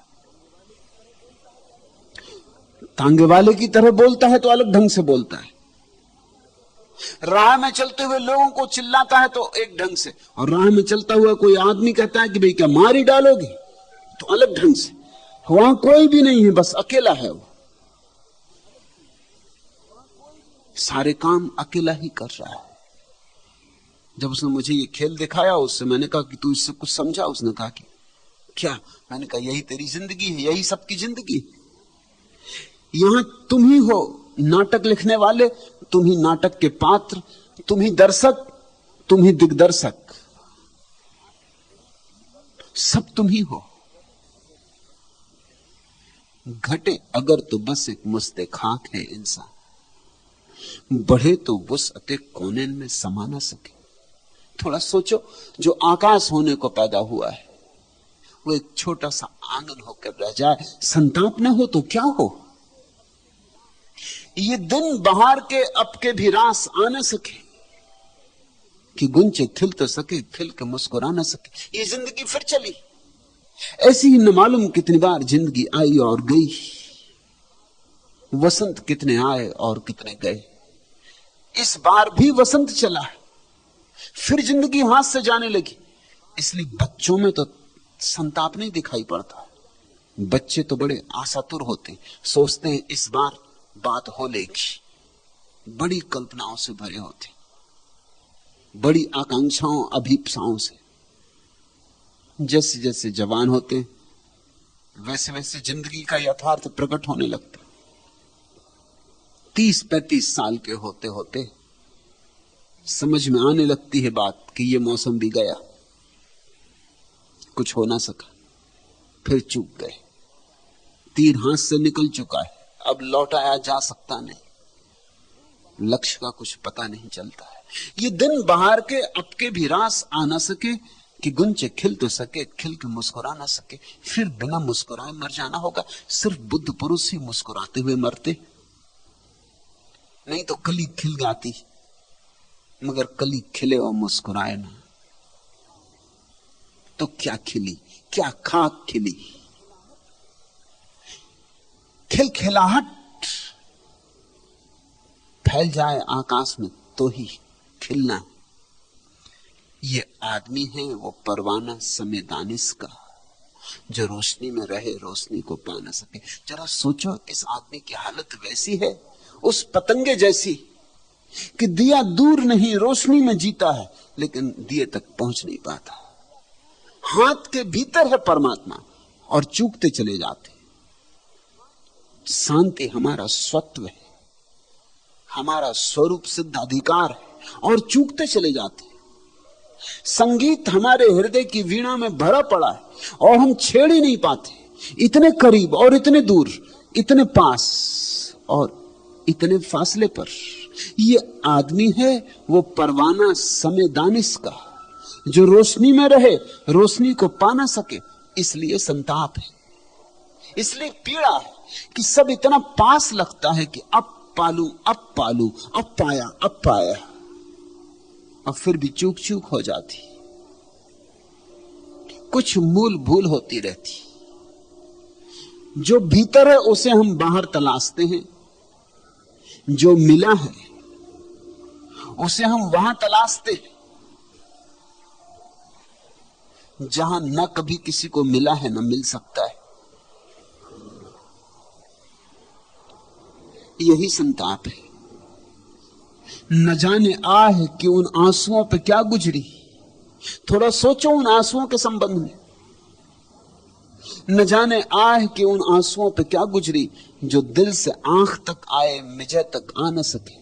जो दिल से तो निकल गए किसी तरह, आंख तक भी आ गए लेकिन पलकों तक ना आ सके, अटक गए। ऐसी दशा है आदमी की। परमात्मा के करीब आते आते अटका, एक कदम और, बस एक कदम और ये यात्रा पूरी हो जाए। मगर वो एक कदम नहीं उठ पाता। एक छलांग और पतंगा ज्योति में मिले और ज्योति हो जाए, मगर वो एक छलांग नहीं लग पाती। हजार बाधाएं खड़ी, हजार आकांक्षाएं खड़ी, हजार वासनाएं खड़ी, हजार विचार खड़े, हिमालय की तरह बीच में खड़े। फिर लोग सोचने लगते हैं कि ठीक है, जिंदगी में नहीं मिला परमात्मा, मर के पा लेंगे। ऐसी सांत्वना देते अपने को। इसलिए तुम्हारे शास्त्रों में ये सब लिखा होता, यहां नहीं मिला कोई बात नहीं, मृत्यु के बाद तो मिलेगा ही। मरते वक्त राम नाम ले लेंगे, गंगा जल पी लेंगे, काशी करवट ले लेंगे, गीता पाठ सुनते सुनते मर जाएंगे, मरते वक्त दान पुण्य कर देंगे, मरते मरते कुछ इंतजाम कर लेंगे, आखिरी इंतजाम कर लेंगे। मगर भ्रांति में मत रहना, करेंगे मर के बकाए दवाम क्या हासिल, जो जिंदा रह के मुकामे हयात पा न सके। जिंदा रह के भी तुम न पा सके, तुम मर के पालोगे, इस पागलपन में पड़ते हो। पाना हो तो जिंदगी का उपयोग करो, पाना हो तो जिंदगी को समर्पित करो, पाना हो तो जिंदगी को दांव पर लगाओ। इतना सस्ता नहीं कि मर के पा लेंगे। और हमने खूब सस्ती तरकीबें खोजी, तीर्थ यात्रा कराएंगे, हज हो आएंगे, क्या लेना देना है हज से और काशी से और प्रयाग से?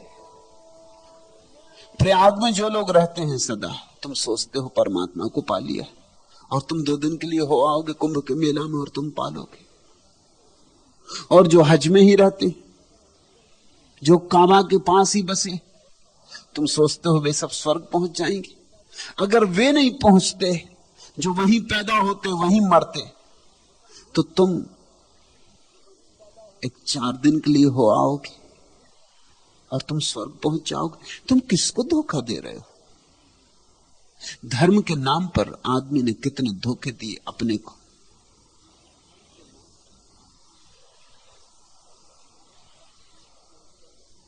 इस तरह नहीं चलेगा। ये होशियारी की बातें, ये चालाकी की बातें, ये गणित की बातें। परमात्मा मिलता है उन्हें जो मस्त होने की हिम्मत रखते। ये मस्ती की बातें नहीं, ये पियक्कड़ों की बातें नहीं। उन्हें 7 मंजिल रसी नसीब हो क्या, जो पांव राह तलब में डगमगा ना सके। थोड़ा मस्त हो, थोड़ा डगमगाओ, थोड़ा नाचो, थोड़ी मस्ती को उतरने दो। वही है असली सार। थोड़ा डोलो आनंद मग्न होकर। जो मिला है उसके लिए धन्यवाद दो, और जो मिला है काफी है। तुम्हारी पात्र बहुत ज्यादा है, तुम्हारा पात्र बड़ा छोटा है। सागर का सागर तुम पे बरस पड़ा है। नाचो, गुनगुनाओ। मैं तुम्हें एक उत्सव का धर्म देना चाहता हूं, तो तुम्हारा संताप मिट जाए।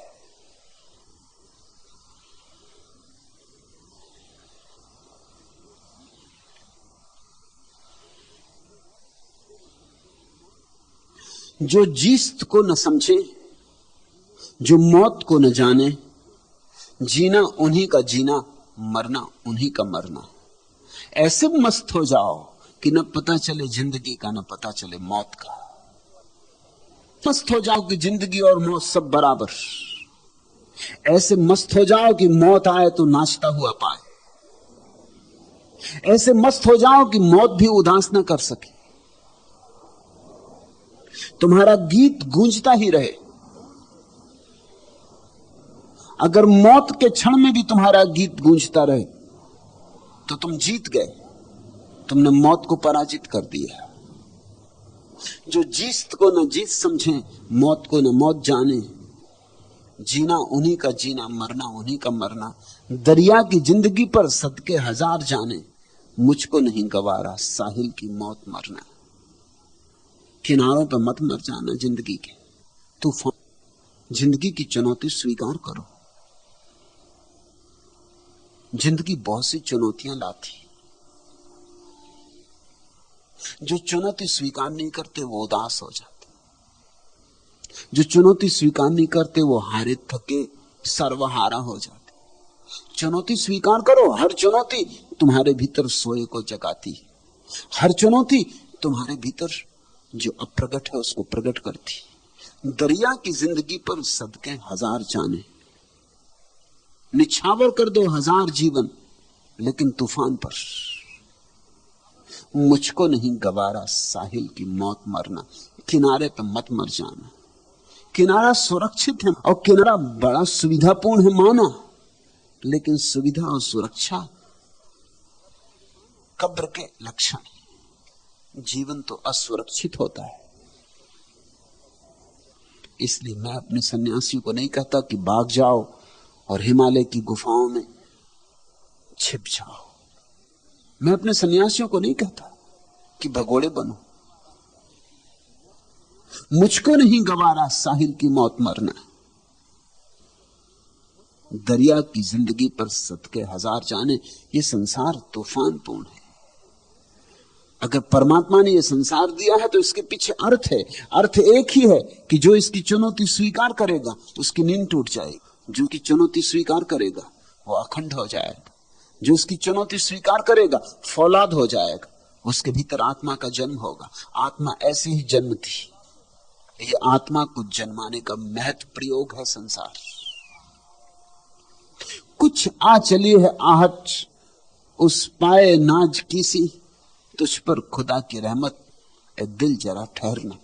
और अगर तुम तूफानों में जीने के आदी हो जाओ, और अगर तुम जिंदगी और मौत को खेल समझने लगो, तो ज्यादा देर ना लगेगी, उसके चरण तुम्हारे निकट आने लगेंगे, उसकी आहट तुम्हें सुनाई पड़ने लगी।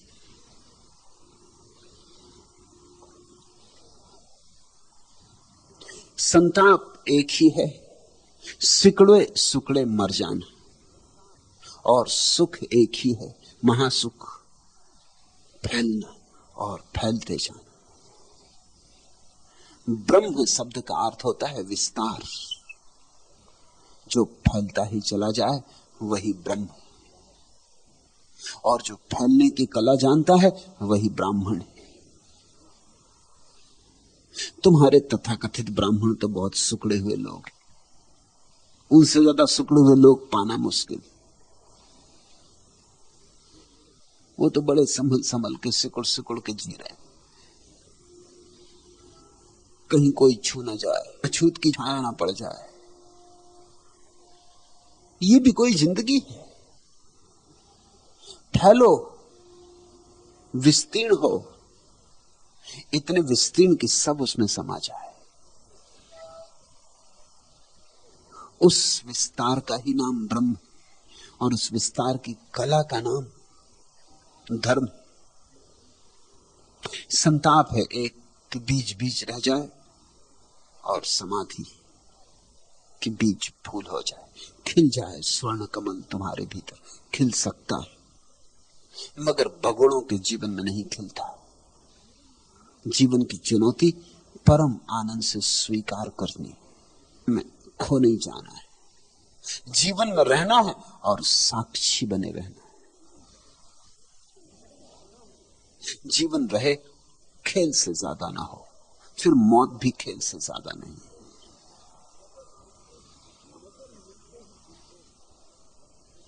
नजर मिलते ही दिल को वक्फे तस्लीमो रजा कर दे, जहां से इब्तिदा की है वहीं पर इंतहा कर दे। जहां से प्रारंभ है वहीं अंत है, जहां से आए हैं वहीं पहुंचना है। इसी विस्तार से आए हैं, इसी विस्तार में लीन हो जाना है।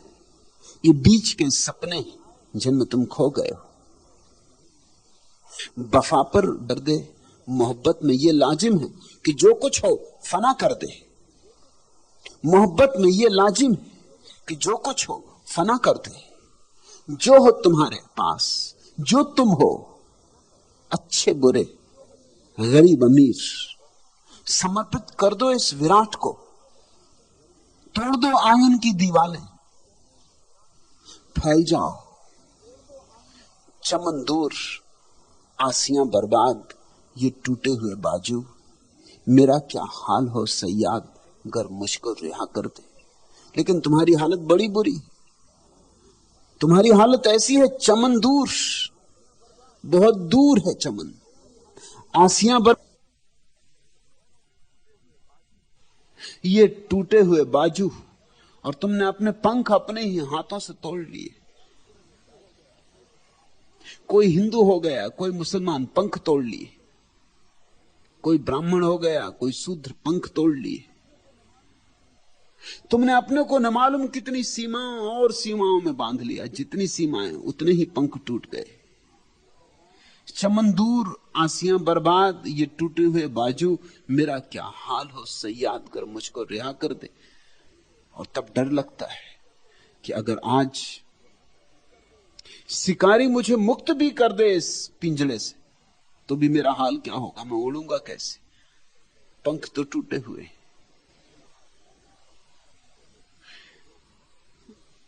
इसलिए लोग मुक्त होने से डरते। स्वतंत्रता शब्द घबराता है। भला लोग बात करते हैं कि स्वतंत्र होना है, मोक्ष पाना है, लेकिन उन्हें शायद ठीक ठीक पता नहीं वो क्या कह रहे हैं। बात तो मोक्ष की करते हैं, पकड़ते जंजीरों को। अगर मोक्ष पाना है तो कुछ सबूत तो दो। अगर स्वतंत्रता पाना है तो जंजीरों से मोह छोड़ने के कुछ तो प्रमाण दो। लेकिन जंजीरों के इतने जोर से पकड़े हो और चिल्लाए चले जाते हो कि मोक्ष पाना। मुक्त होना है तो मुक्त होने की धीरे धीरे प्रक्रिया में उतरो। छोड़ो जंजीरें हिंदू की, मुसलमान की, ईसाई की। छोड़ो जंजीरें ब्राह्मण की, शूद्र की, क्षत्रिय, वैश्य की। छोड़ो जंजीरें हिंदुस्तानी की, पाकिस्तानी की। छोड़ो जंजीरें, तोड़ दो सीमाएं। जितने असीम हो सको उतना शुभ है। लेकिन बहुत अजीब लोग हैं। दुनिया बड़ी अजीब है। अभी कुछ दिन पहले सरकारी आदेश मिला है इस आश्रम को कि इस आश्रम को धार्मिक स्थान नहीं माना जा सकता। क्यों? कारण दिया है क्योंकि धार्मिक तो कोई तभी माना जा सकता है जब वो किसी संप्रदाय को मानता हो। हिंदू हो तो धार्मिक, मुसलमान हो तो धार्मिक, ईसाई हो तो धार्मिक। इस आश्रम को सरकार धार्मिक संस्था मानने को राजी नहीं है, क्योंकि यहां हिंदू भी हैं, मुसलमान भी हैं, ईसाई भी हैं, बौद्ध भी हैं, पारसी भी हैं, यहूदी भी हैं। ये कैसा धर्म? मजा देखते हो? संकीर्ण संप्रदाय को धर्म मानने को सरकार राजी है, विस्तीर्णता को धर्म मानने को राजी नहीं। अगर हिंदू धार्मिक है और मुसलमान धार्मिक है और ईसाई धार्मिक है तो तीनों जहां मिल गए हैं वहां 3 गुना धर्म होगा कि कम धर्म होगा? कम कैसे हो जाएगा? अगर मस्जिद में परमात्मा है, मंदिर में परमात्मा है, गिरजे में परमात्मा है, गुरुद्वारा में परमात्मा है, और अगर हम एक ऐसा मंदिर बनाए जिसका एक द्वार गुरुद्वारा हो और एक द्वार मस्जिद हो और एक द्वार मंदिर हो और एक द्वार गिरजा हो, तो वहां परमात्मा नहीं होगा। ये तुम्हारी सरकार का तर्क है। वहां कैसा परमात्मा? और मैं तुमसे कहता हूं कि वही परमात्मा है जहां सारे मंदिर मिल गए, और वही परमात्मा है जहां सारे संप्रदाय खो गए हैं और छीन हो गए। इस आश्रम को अगर धार्मिक नहीं माना जा सकता तो फिर किस स्थान को धार्मिक मानोगे? और यहां कोई आयोजन भी नहीं किया जा रहा है मिलाने का। ये मिलन सहज हो रहा है। यहां बैठ के हम रोज दोहराते भी नहीं कि अल्लाह ईश्वर तेरे नाम सबको सन्मति दे भगवान। इस तरह की बकवास यहां हम करते भी नहीं। यहां जो आता भूल ही जाता है, समझ ही जाता है कि बात एक ही है। यहां कोई किसी को समझा नहीं रहा कि भाई तुम हिंदू तुम मुसलमान दोनों एक हो जाओ। जहां एक करने की बात चल रही वहां 2 तो मान ही लिया। हम तो 2 मानते ही नहीं। यहां कोई फिक्र ही नहीं करता। यहां कोई चिंता ही नहीं किसी को एक करने की।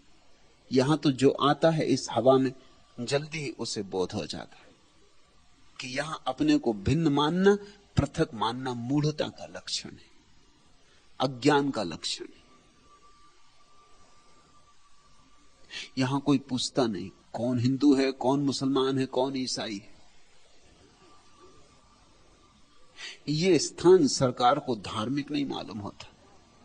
इसलिए जो सुविधाएं सरकार धार्मिक स्थानों को देती वो इस आश्रम को देने को राजी नहीं। ये बेईमानी देखते हो, और ये उनकी बेईमानी जो अल्लाह ईश्वर तेरा नाम सबको सन्मति दे भगवान का पाठ करते राजघाट पे बैठकर।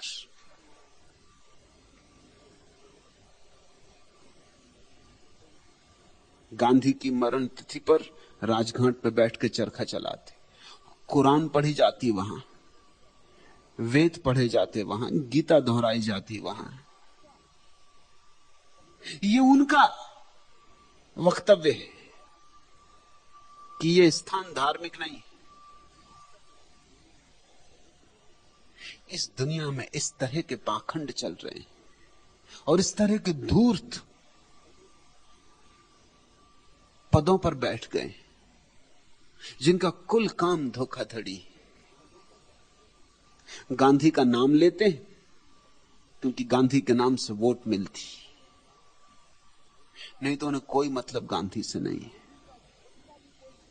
और गांधी का खुद का भी कोई प्रयोजन हिंदू और मुसलमान को एक करने से कभी नहीं था। वह भी राजनीतिक चालबाजी थी। चली नहीं चालबाजी, क्योंकि जिन्ना भी उतना ही कुशल और होशियार आदमी था, उतना ही राजनीतिज्ञ। महात्मा गांधी को गोली लगी तो जिंदगी भर कहा था कि अल्लाह ईश्वर तेरे नाम, लेकिन जब नाम निकला गोली लगने पर तो राम का निकला, अल्लाह का नहीं निकला।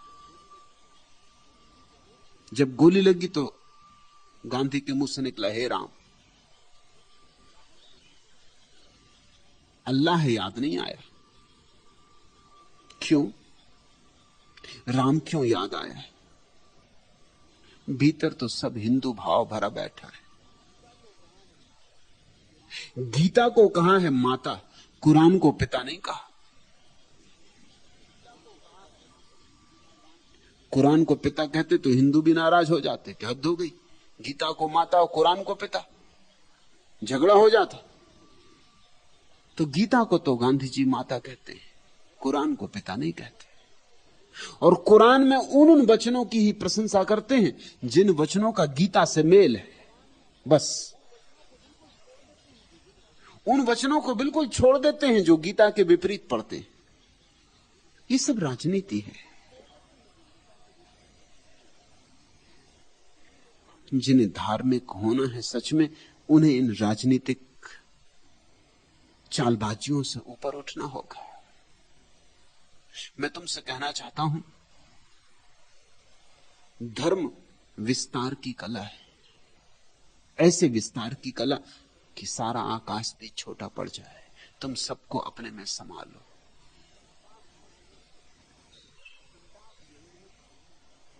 संताप यही है कि तुम सीमित हो गए हो, संकीर्ण हो गए हो।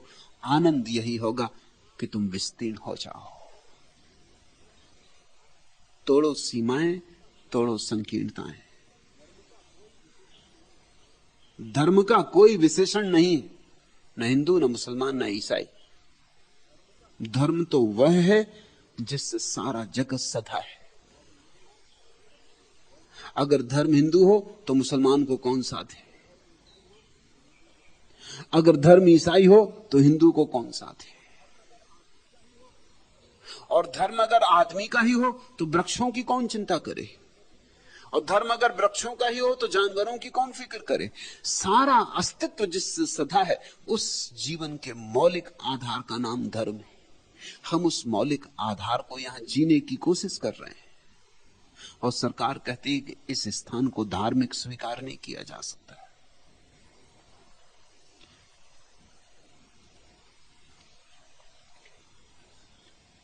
आखिरी प्रश्न,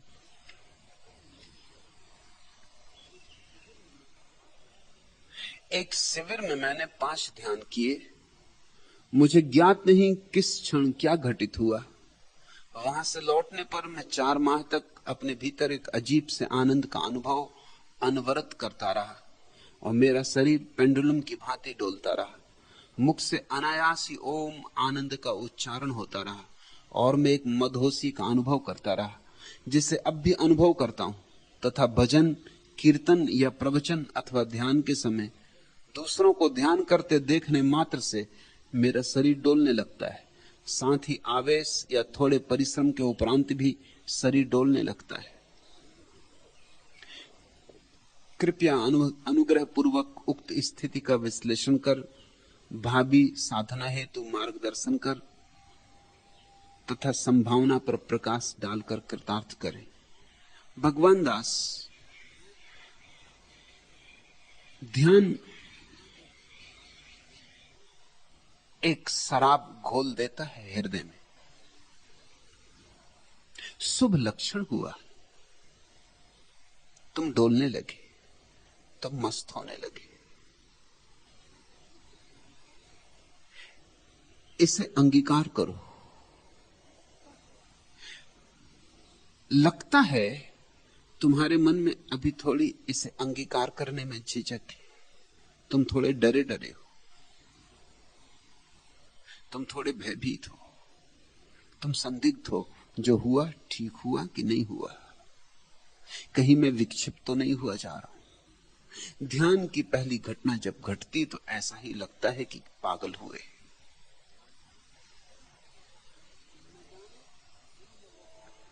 न जाने दिल में वो क्या सोचते रहे पैहम, मेरे जनाजे पे तादेर सर झुकाए हुए।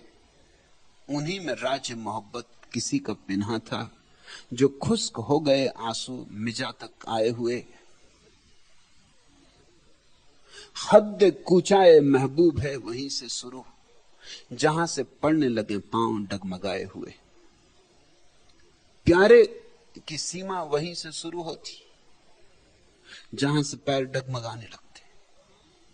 हद कूचाए महबूब है वहीं से शुरू, जहां से पड़ने लगे पांव डगमगाए हुए। तुम्हारे पैर डगमगा गए, ये अच्छा हुआ। इससे बेचैनी भी होगी, क्योंकि तुम अब सामान्य ढंग से न जी सकोगे। मगर यह केवल एक संक्रमण काल की बात है। डरो मत, ध्यान में डूबो। शुरुआत में पैर डगमगाते, फिर धीरे धीरे धीरे धीरे धीरे पैर फिर स्थिर हो जाते। ध्यान का प्राथमिक चरण मस्ती है, ध्यान का अंतिम चरण परम शांति है। अगर आगे बढ़ते चले गए तो धीरे धीरे ये डोलना अपने आप विलीन हो जाएगा। ऐसा ही समझो कि नया नया किसी आदमी को शराब पिला दो तो डोलता है, नाचता है, कूदता फांकता है, सड़कों पर गिर जाता है। ये कोई पुराने पियक्कड़ों के लक्षण तो नहीं। पुराना पियक्कड़ तो तुम्हें पता ही ना चले कि पिए।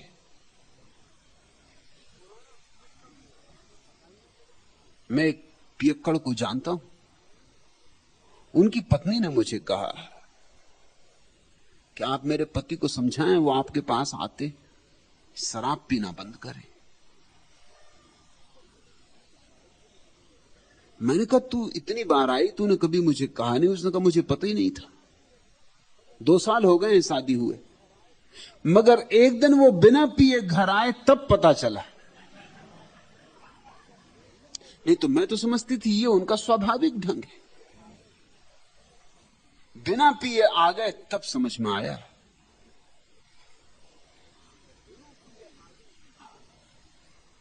पीने में जब कोई आदी हो जाता है तो फिर पैर नहीं लड़खड़ाते। ये तो सिक्खड़ गिर पड़ते हैं रास्तों पर। ये नए नए सीखने वाले जिन्हें अभी स्वाद लगा है, अच्छा है, शुरुआत हो गई।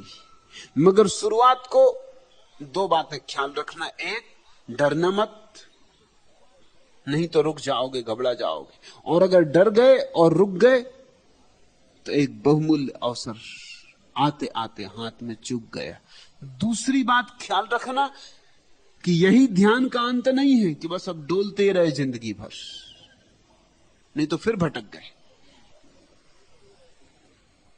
फिर संभलना, ध्यान जारी रखो।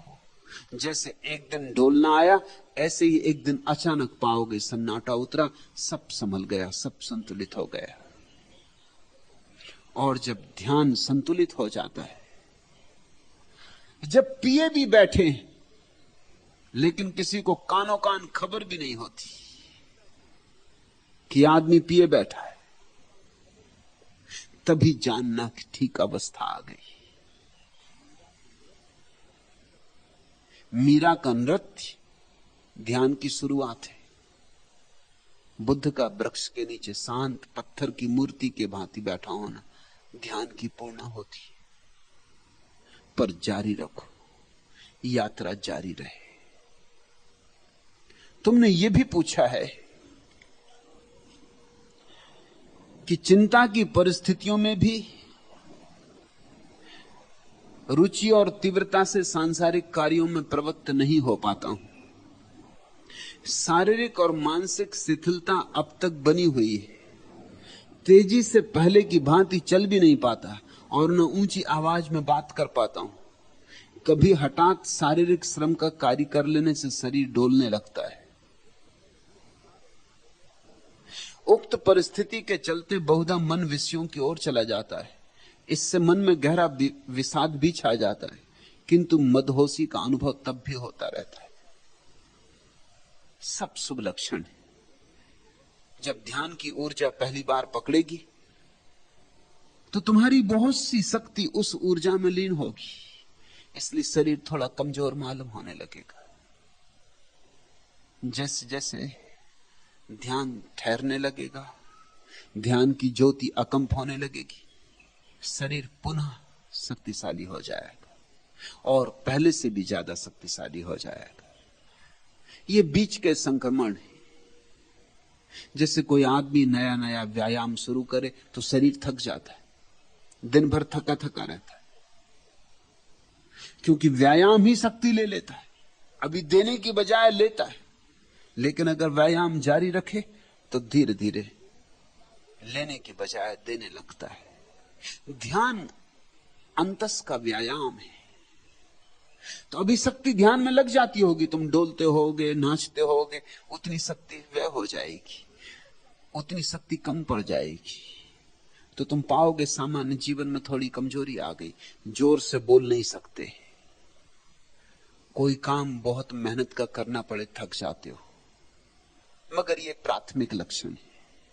अगर चलते रहे जल्दी ही तुम पाओगे सब पुनः व्यवस्थित हो गया, और फिर जोर से बोलने की जरूरत भी क्या है, अच्छा ही। जितनी व्यर्थ की चीजें कट जाएं उतना अच्छा ही है। गाली गलौज न दे पाओगे, क्रोध ना कर पाओगे, द्वेष ईर्षा थकाने वाले मालूम पड़ेंगे, ये अच्छा है। पहला आघात तुम पर हुआ है, और पहला आघात ऐसा ही होता है जिससे बिजली गिर जाए, सब अस्त व्यस्त हो जाता है। और मैं समझ पा रहा हूं तुम्हारी अड़चन को। धीरज रखो, ध्यान जारी रखो, बंद मत करना, क्योंकि जो ध्यान से हुआ है वो ध्यान से ही शांत होगा। और दूसरी बात,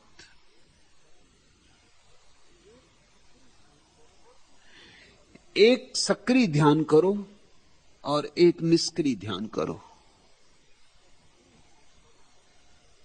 सुबह सक्रिय ध्यान कर लो, सांझ निष्क्रिय ध्यान विपस्सना या नाद ब्रह्म। और धीरे धीरे जैसे जैसे चित्त शांत होने लगे वैसे वैसे सक्रिय ध्यान को कम करते जाना, निष्क्रिय ध्यान को बढ़ाते जाना। एक 6-9 महीने की प्रक्रिया में सक्रिय ध्यान धीरे धीरे छोड़ देना और निष्क्रिय ध्यान को ही पकड़ लेना। सारी शक्ति वापस लौट आएगी, सारा संतुलन वापस आ जाएगा, और नए प्रकाश को लेकर, नए आनंद, नई मस्ती को लेकर। चित्त में अभी वासनाएं उठ रही हैं, उठती रहेंगी, जल्दी नहीं जाती, जन्मों जन्मों की। मगर ध्यान की किरण अगर आनी शुरू हुई तो ज्यादा देर ये अंधेरा टिकेगा नहीं, ये वासनाएं भी चली जाएंगी। तुम ध्यान पर शक्ति लगाओ और वासनाओं के प्रति सिर्फ तटस्थ भाव रखना, लड़ना मत, झगड़ना मत, हटाने की कोशिश मत करना, क्योंकि अगर हटाने में लगे तो बहुत देर लग जाएगी। उपेक्षा करना, ख्याल कर लेना कि ठीक है, ये काम वासना उठी, ये लोभ उठा, ये ईर्षा उठी, ध्यान दे दिया, बस पर्याप्त है। न तो इसमें जाना, न इससे लड़ना, न इसके पीछे चलना, न इससे भागना। स्वीकार कर लेना कि ठीक है बस, और अपने काम में ध्यान के लगे रहो। जीवन की साधारण प्रक्रिया को चलने दो, उसको रोकना मत, नहीं तो खतरा होगा। ये सोच के कि अभी कमजोरी है तो बाकी सब काम रोक दें, सिर्फ ध्यान करें, तो फिर तुम पंगु हो जाओगे। फिर 8 महीने 10 महीने के बाद मुश्किल हो जाएगा काम में लौटना। इसलिए काम तो जारी ही रखना, अड़चन भी हो तो भी जारी रखना है, काम तो जारी ही रखना है। संसार से भागना तो है ही नहीं, भागने का मन बहुत बार होगा, क्योंकि भागने में सुविधा मालूम पड़ती, मिली सब छूटी सब झंझट, सब उत्तरदायित्व गया। मैं तुम्हें उत्तरदायित्व से भगाना नहीं चाहता, सारा उत्तरदायित्व स्वीकार रखो, सारा काम जारी रखो। एक सक्रिय ध्यान सुबह, एक निष्क्रिय ध्यान सांझ। धीरे धीरे सक्रिय को छोड़ते जाना, निष्क्रिय को गहन करते जाना। अंततः 9 महीने बाद मुझे कहना, जब निष्क्रिय ही बच जाए और जब सब शांत हो जाए, सब शांत निश्चित हो जाएगा। ऐसी घटना यहां प्रत्येक को घटती है, कुछ नया नहीं है। आज इतना है।